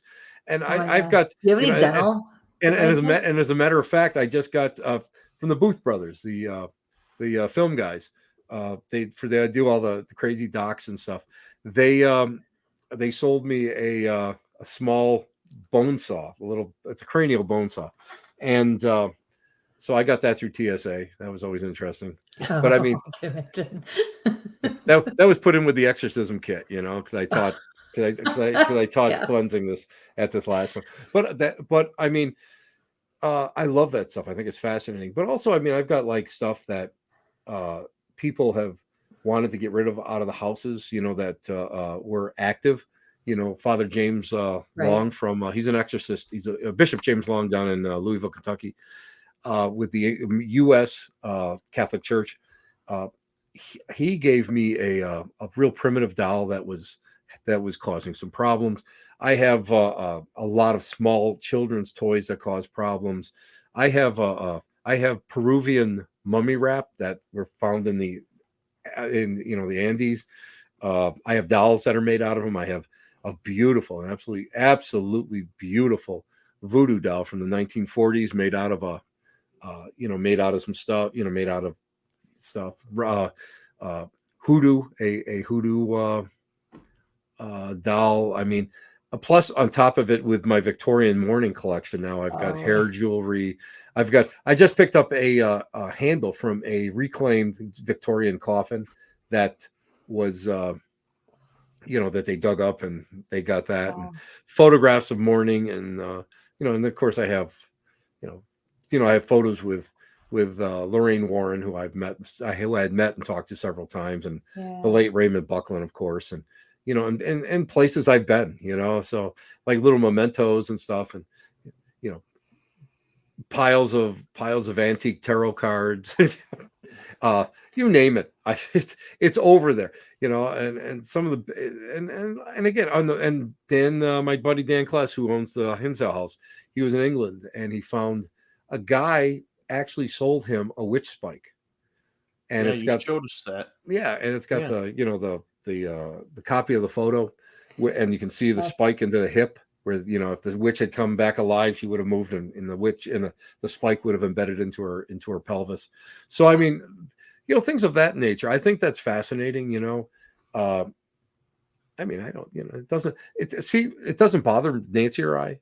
It really doesn't. Right. Nothing down there really bothers anything. Nobody. Every so often things get a little cantankerous, a little iffy, but then you just do a couple things and everything settles down again. But but I mean, it's like I just did a class. It's called Ouija Madness, and I brought some of my antique boards, and I brought a bunch of other boards so people could use them, and I could teach people how to use the Ouija boards properly and safely, and how we can work with it, and how we can, people can actually, demystify it and understand how it works, and what to do if you start getting all this craziness. So I mean, Yeah. I love that. This is stuff that to me gives meaning to life, and it's addition. And plus, I mean, again, I've got Native Americans. I've got so much stone tool, authentic stone tool pieces. I don't have any place to display them. I have some beautiful pieces that have come out of different pits and different settlements. So maybe one day I'll get a chance to do that. But I do have a 4-foot long Ouija and we board. talked about reading this one day too. So yeah, that's excellent. Again, I've got all my reference books and stuff. Actually I've pared down. I gave the library a bunch, and then I gave Joe, when he first opened up his shop, I gave him a bunch when I called out a lot of my stuff. And if you got one of my books that I gave, I've got your Tai Chi for Dummies around here somewhere. That's hysterical. When you told me that, I was dying. But you never know when you find this stuff. Right. Again, where do we come around that big circle? And who do we know? And how does that world? It's all synchronicity, and people don't get that. People don't understand that we're all, everything is a cycle. Everything's a circle, and that's the way we work it. I won't be in the same house with Ouija. Guess you're not coming over, Pat. I guess you're not coming over for dinner. And he cooks all the time. So, although Pat, if you'd like to sit out on the deck, and I will serve you, I would do that. I would do that for you. No problem at all. So I've got a question. You've been doing this for a long time. All these dolls. Why do the dolls seem to be always possessed? And why do those damn Raggedy Ann and Andy dolls always seem to be? It's Hollywood, baby. It's Hollywood. Yeah, it's Hollywood. This is a real thing for Mike. It really is. This is. I just put a post up there about that stuff. Yeah, you know what? What is this stuff? We had a set as kids that I could not stand, and we didn't watch any of that horror movie stuff when we were kids, Right. And Everybody when we had them, and Andy that was pre, that was the early 70s when we got them from my grandparents. I made sure those damn things were stored as soon as we could get them into the crawl space. I hated those things. My mom moved out of the house. Those things should have been burned somewhere. You know what? I mean, it's funny because I hell out of me. I've got some clown dolls that we removed from houses, or somebody has given it to me, and it's funny. I get more reaction when people see those than I do when they see all the other crazy stuff. It's and here's my thing. Why are these and I understand why, but why are all these like haunted locations collecting these dolls and putting them in like a doll room and stuff? And it's like, okay, and I understand major creep factor on it, but I do have and I'll tell you one thing, Mike. I do have this small teddy bear with a compact, and it came from a family that the little girl died of cancer. It's just a small little thing, and it was one of that doll and that compact were two of the things that she really loved. So when they broke up her room, they kept that, and they did see her in the room by the doll. Mm-hmm. Well, they were thrilled about it. They weren't afraid, but they didn't want the other children to see it. They didn't want them to be exposed to it. They didn't know how they were going to react and everything. So I have something like that. That's totally different. But I mean, I have stuff that if you went to, okay, I'll just use it as an example. You ever went to John Zaffis's house? I've seen photos of his collection. He has clown dolls that are probably like 6 deep, down a wall. Wow. Because people freak at this stuff. I have a doll from Virgin House. Oh, hell no! You keep that thing and burn that thing right. I do. I got a thing from Virgin House, and it's a good thing Joe's gone already. I mean, that house freaked him out. They were Bigfoot, and you can see him 2 episods ago talking about that place. Well, man. I mean, I was there years ago. I was there. Yeah, and and Kathy said, "Do you want this doll? I'm going to get rid of it because it's freaking out my granddaughter and this whole thing." And I had talked to some people, and they said they got some really crazy EVPs, a lot of swearing, and thing wanted to be called Sadie and stuff like that, And somebody swears that the arm moved. They have video of the arm. I'm still looking for that person that has that, but I always remember it. And I said, yeah, I'll take that. And she goes, take the damn chair. So it's got a little chair with it. So it's pretty cool. And, it was so funny because that night we were there, and I always, whenever I get something like this, I always go and I seatbelt it in. So this night I had a seat belted in the front seat. Now, Virgin House, as you know, it's all surrounded by primordial swamp. It's in the country. There's no lights. So I don't know, it's 2, 3 o'clock in the morning and I'm driving, and I must have put it in a certain way and the face was looking towards me. I looked down and I said, listen, you little son of a bitch, you move or make a noise, you're going out that window. I'm telling you right now, I'm going to grab you and throw you right out that window, And it was funny because Kathy had asked me, well, it's not giving you any problems? I said, absolutely not. And she goes, I can't imagine why. I don't understand why it's not giving you any problems. I said, well, here's the thing. Pretty much wherever I go with relics, it goes with me. It has gone to more places than I've taken my wife on vacation. So I think it really enjoys it. And if, and I'll be going to Detroit, or I'll be heading up to the UP, and I'll be shooting across, going in through Canada. And as I'm going into Canada, people are like, the people at the border are like, what are you doing? So I'm telling them, oh, really? What are you bringing anything in? I said, I've got like haunted objects in that trunk in the back. In that trunk. and what I'll always do is I put Sadie into my backpack, and the backpack's in the front seat with me. And then Sadie's like, they're standing there, like, hanging out of the backpack. They're like, it freaks them out a little bit. They're like, okay, go on. I had a 3 foot. Do you know who Santa Muerte is? No.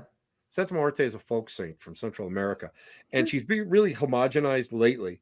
But before, she was a hardcore folk saint of drug cartels and under the underworld and stuff. Wow. And whenever the police used to raid a place, they'd see a shrine to her, and they'd break it up. And she looks like the Grim Reaper. She's the bone goddess, and she's got the scythe and that. So I had a small effigy of her in my collection, and I was speaking up at the St. Catherine's.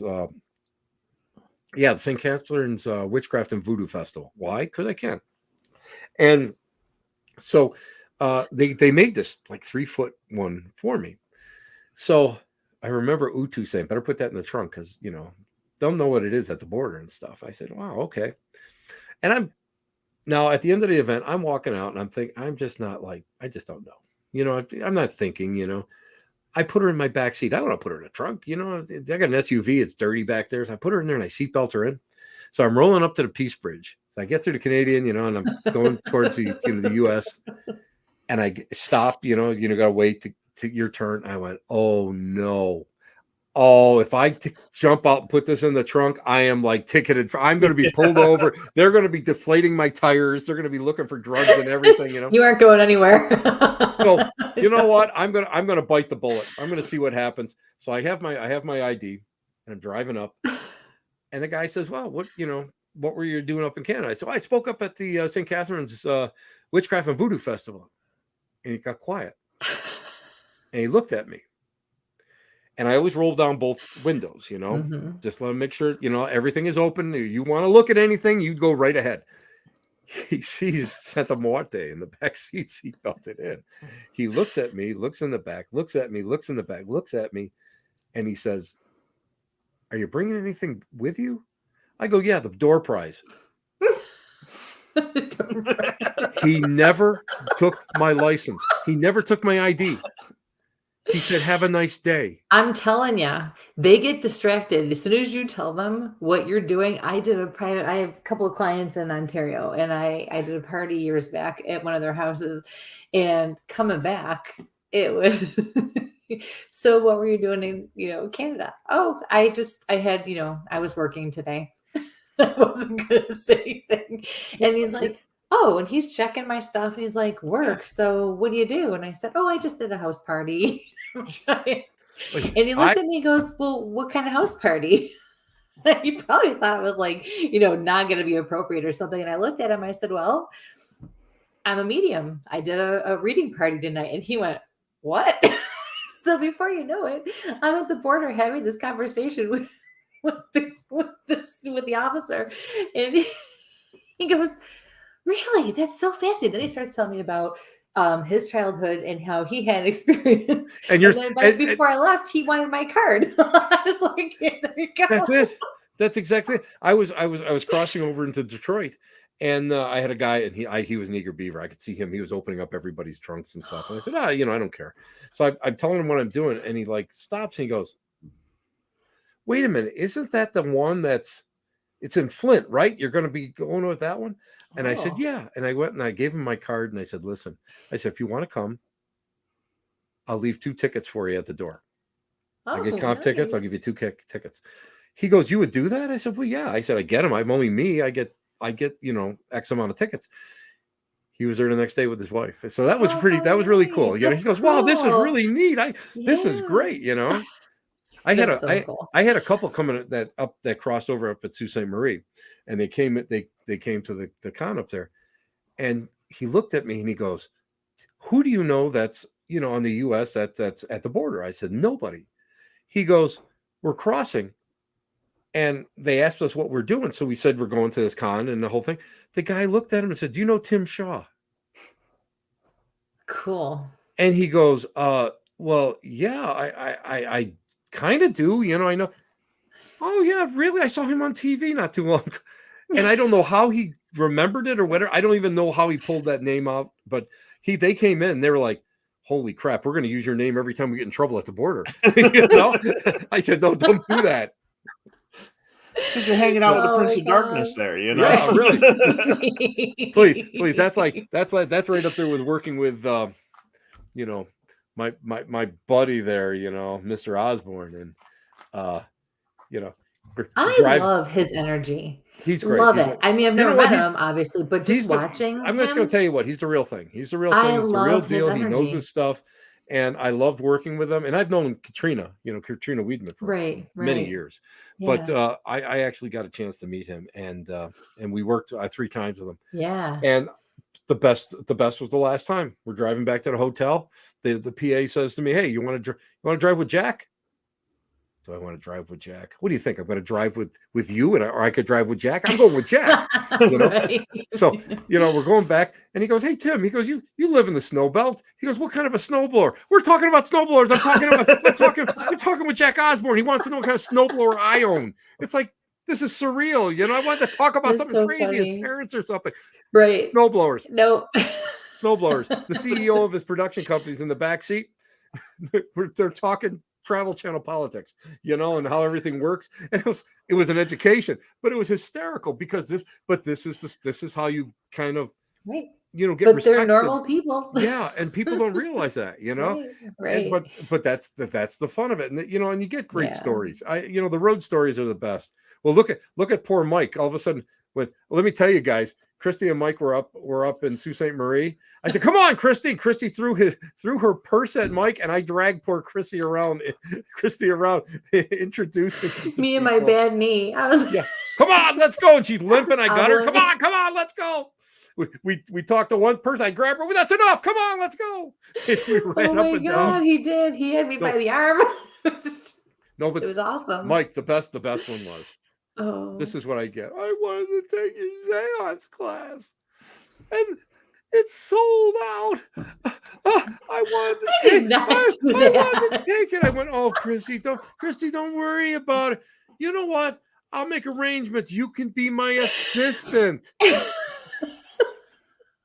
I have to, and then Christy was there, and I said, "Guess who's running the seance?" "Christy." I was like, what the hell? She had a little, and then the table levitates, and I go, but it did, yeah. But I she did. She listened to what I told her, and she did well. The table did. That table had some vibrations going in that table. That was kind of crazy. Really Even I was shocked. I was kind of shocked at that. I didn't think that was going to happen. Yeah, it was awesome. I'd never done it before. But that's the fun of it. Cool. When you do stuff like this, that's the fun of it. You got to make it fun. Because it gets to be work. And you don't want it to be work. Mm-hmm. I mean, I'm coming off like 3 to 4 things a week, for I think 4 weeks, 5 weeks. And the prep for this stuff is intensive because I'm taking my stuff with me. I'm taking the seance stuff. I'm taking the Victorian stuff. I'm taking haunted objects. We did a Victorian seance up at Paranormal Oddities that we catered. We actually, we I wanted to go we to had that. food, and then we had the seance, and then we broke up into we did table tipping and stuff. And then we just did, as a matter of fact, I want to go to the next one. Okay, you can. I'll let you know. But and then just Saturday we did. That schedule starting Monday. Yeah. I don't want to even think about next year yet. I'm already booked. I already signed a couple contracts. I'm already booked for a couple things, but I don't want to think that far ahead. But we up at Dragonfly Art and Soul, we just did what I call a modern seance. So it's not as formal. I mean, the other one, I mean, I dressed up. I mean, I had the whole kit on. Everybody was wearing black. Joe Piari was serving people, dinner, and everything. And I cooked, all the I had roast beef and potatoes and vegetables I bet it was and delicious. baked ziti, and Nancy made cupcakes for dessert and stuff. So nice. I mean, we made it special, and that's what they were like. And this one was a lot more smooth, streamlined. We weren't, nobody had to dress up or anything. But I mean, we started it off with table tipping, and then we went into the seance. No, we went table tipping, and then I showed we were doing spoon bending. So we had done spoon bending, and then I'd say almost everybody was able to do it. And mine kept snapping. They just kept snapping on me, but other people, they were actually able to bend them to get at least that initial bend in. And then we went into the seance. So, I mean, it's fun to do, but it's labor intensive because you have to make sure you get everything packed, and then you get it home and unpack it. And I have extra tables with me at all times, for these things, and all my, and the seance gear. I mean, trumpets and I did something that I love. I did the chalk, the at the slates, the old slates that they used to have. Yeah. They used to put two slates together and put the chalk in there, and then. But I modernized it. I used. Wait a minute, no, explain that. I'm not familiar with that. Oh, precipitated like writing and painting and all that. What you would do is you would take two slates, and put either chalk dust or chalk in there, and then put them together. Either tie them or you use a rubber band. Put them in a little black sack, and you leave them on the table. A lot of times they put them underneath the medium's chair, but I don't like that because it's out of sight. Put them on the table, and then what happens is usually if it's strong enough, there will be like a word or something in there, and when you open it up. But there's the modern way that Steve Grenier showed me. He uses an Etch-a-Sketch. So what I do is I took the Etch-a-Sketch and I put a little blanket on there, and I put the Etch-a-Sketch on there to see if we could at least get a line or something. So those are fun things that you can do, And I got to see this Etch-a-Sketch thing. Oh, it's hysterical. Where'd I get it? $7 on eBay. I bought a used one, and I'll be honest with you, sometimes it works. I've cow tipped. Cow tipping is more fun. Table tip tequila. Tequila was involved. Yeah, I agree there. Gotta let my Bigfoot guys get out of there. In my younger days, let me tell you. But yeah, I mean, so I mean, what I try to do every year is I try to develop 2 new talks or classes.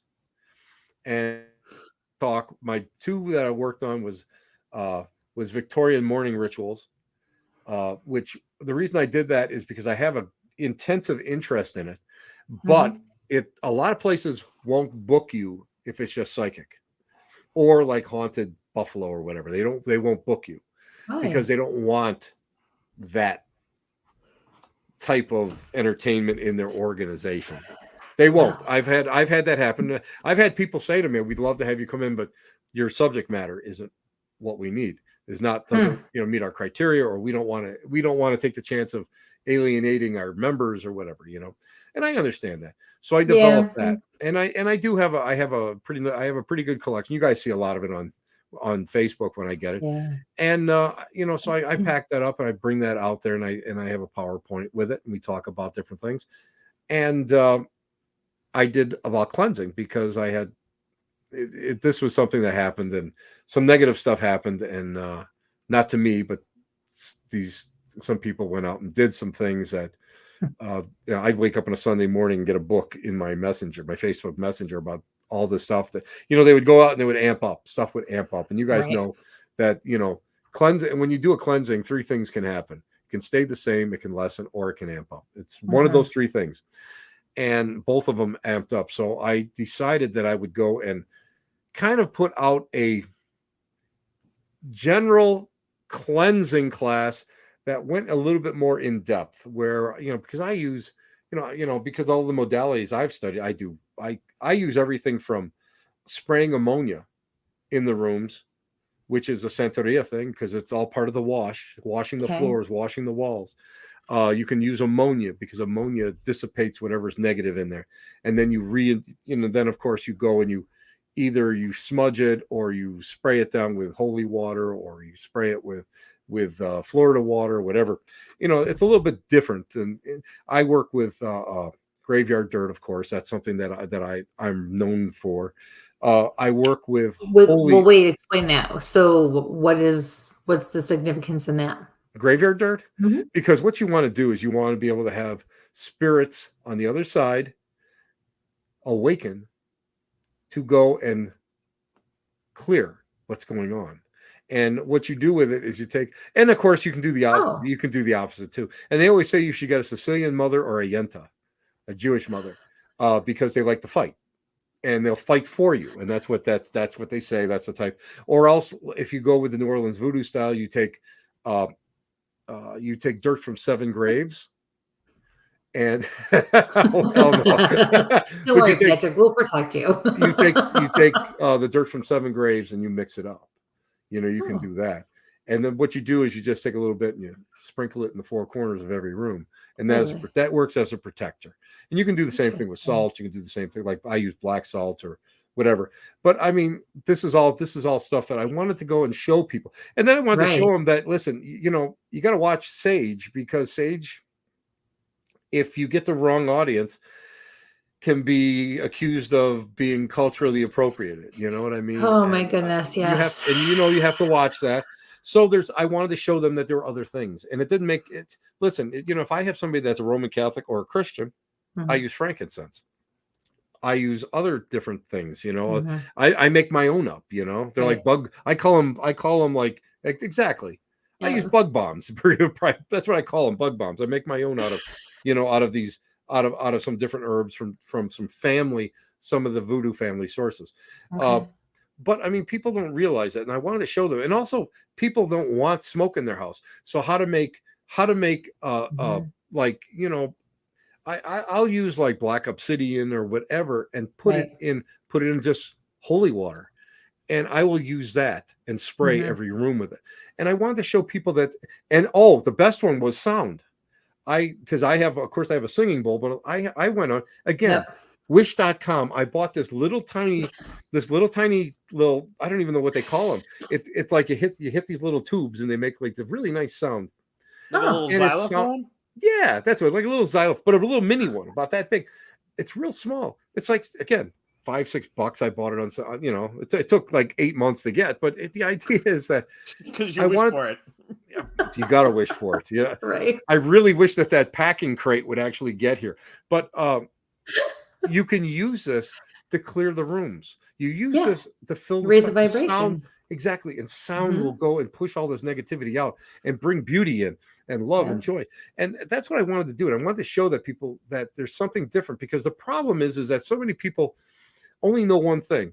And back in like the early 70s, late 60s, when the New Age movement was really starting to take effect, they were using a lot of things that, Western Native American cultures were using. And, they were using, and it just got appropriated. I mean, it just kept going on and on and on.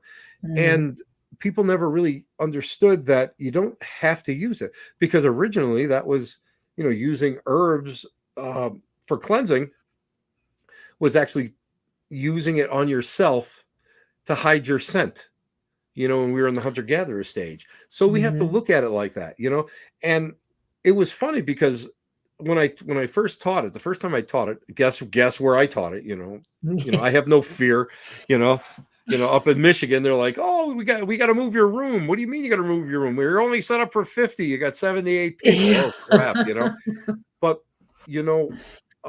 I wanted to go and show people that there's so many other ways of doing things. Right. And I mean, you can go, and I have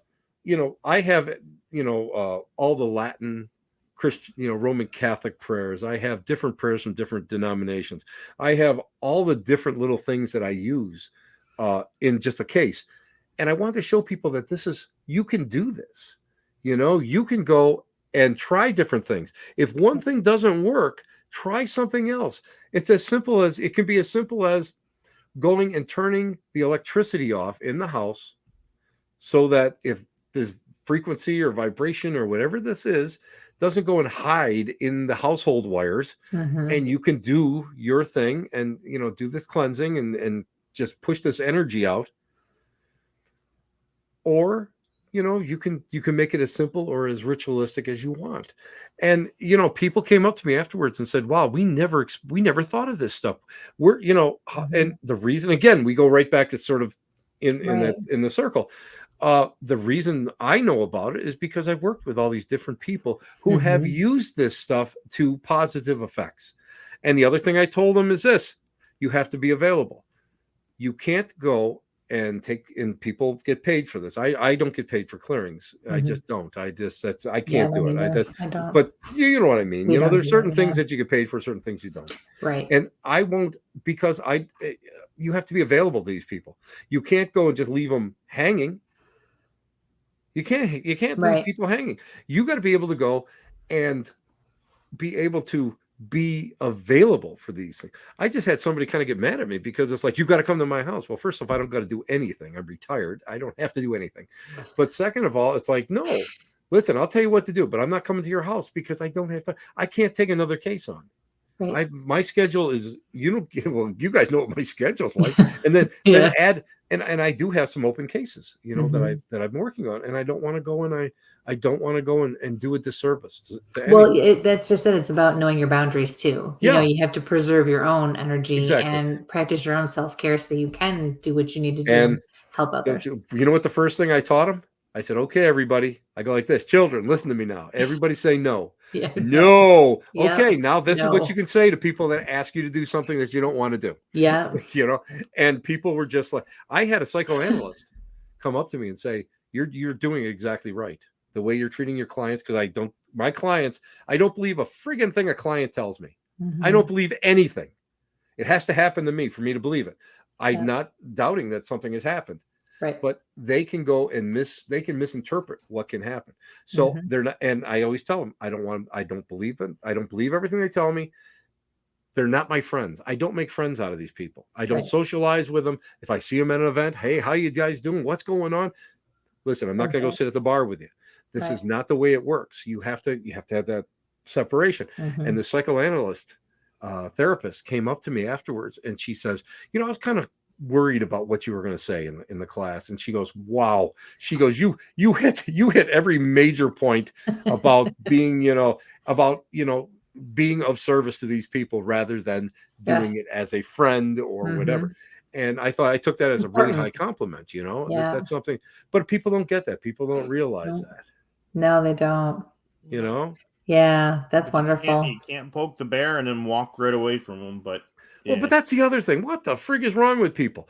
Oh yeah. Oh well, we decided to have a seance. Well, did you ever have a seance before? No. Yeah. What is wrong with you? Why would you do that, right? What is wrong with you? Well, we saw it on TV. It looked cool.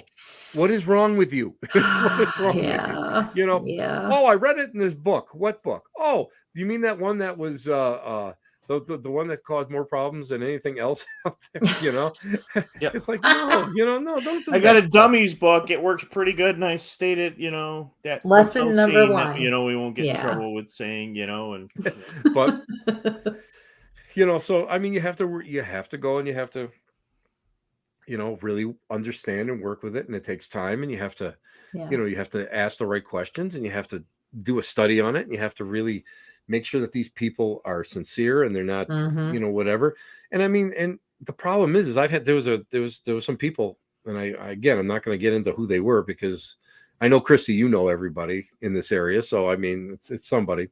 And they're like, oh, look at that. There's a crawl space in the basement going underneath the rest of the house. There's a demon in there. You know, and the other thing is you have to know your symbols.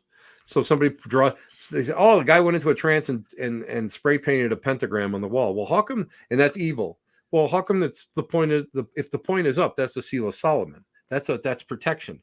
You know, you have to know what everything means. You have to know what these glyphs mean. You have to study a lot of the African glyphs. You have to understand what all this stuff is. And people don't get that. People automatically assume that this is negative. This is evil. This is that. And you have to go. And then after you do your initial work, then you have to go and you have to re-educate the client. So that they're not crazy, crazy insane that something's going to happen to them and the retribution and if something does happen, the cat knocks something off a shelf and they don't see the cat doing it. All of a sudden now they're going to assume. Yeah. So now you have to re-educate them into become calmer people and explain to them that the calmer they are, the less this happens. And, and I mean, it all goes into, is it a poltergeist case? Is it a human targeted poltergeist case? Is it a parasitical spirit? Is it an addiction spirit? You have to be able to go and figure all this stuff out in order to go and work with this. It's like, for every spirit, there's, for every problem, there's a reason for it. So yes. Oh, gee, is that Uncle Joe? Oh, Uncle Joe is, Uncle Joe he liked to nip a lot, and he's still here. So guess what, why did you have this feeling that you want to drink a lot for some unknown reason? Let's talk about that. And I mean, and again, this is all stuff that we have to, and then you have to, figure out, of course, if there's addiction in the family or whatever, biological predisposition and that. People don't like it when you have to talk and they're like, we've been on the phone for over an hour or we've been on this meeting for over an hour. And it's like, yeah, we have more questions and, we have to do it the way we have to do it. And if you don't like it. And again, you don't want to, you don't want to walk into a situation where all of a sudden the person will turn around. I remember Jason Hawes telling me that they were in a house and the woman was really nice. And all of a sudden this woman came out of I don't know if she had a shotgun or a knife or something, came out and said, "What are you doing in my house?" Oh my God. And they're doing an investigation. And I mean, this is an example of why you need to be so careful. Yeah. And and that's the problem. A lot of paranormal investigators just jump at this. Oh, we got a residential. Everybody runs. Yeah. It's like, why don't we do a little research into this first? Why don't we talk to these people first on the phone before we show up, And a lot of people don't do that. Yeah, unfortunately, that's generally where this is not a good run, or hey, they just want to get on TV with their house and my God, or they want. I've had them where they wanted to get out of leases. They wanted me to say that the apartment was haunted. And they wanted to get out of their lease. I've had that happen.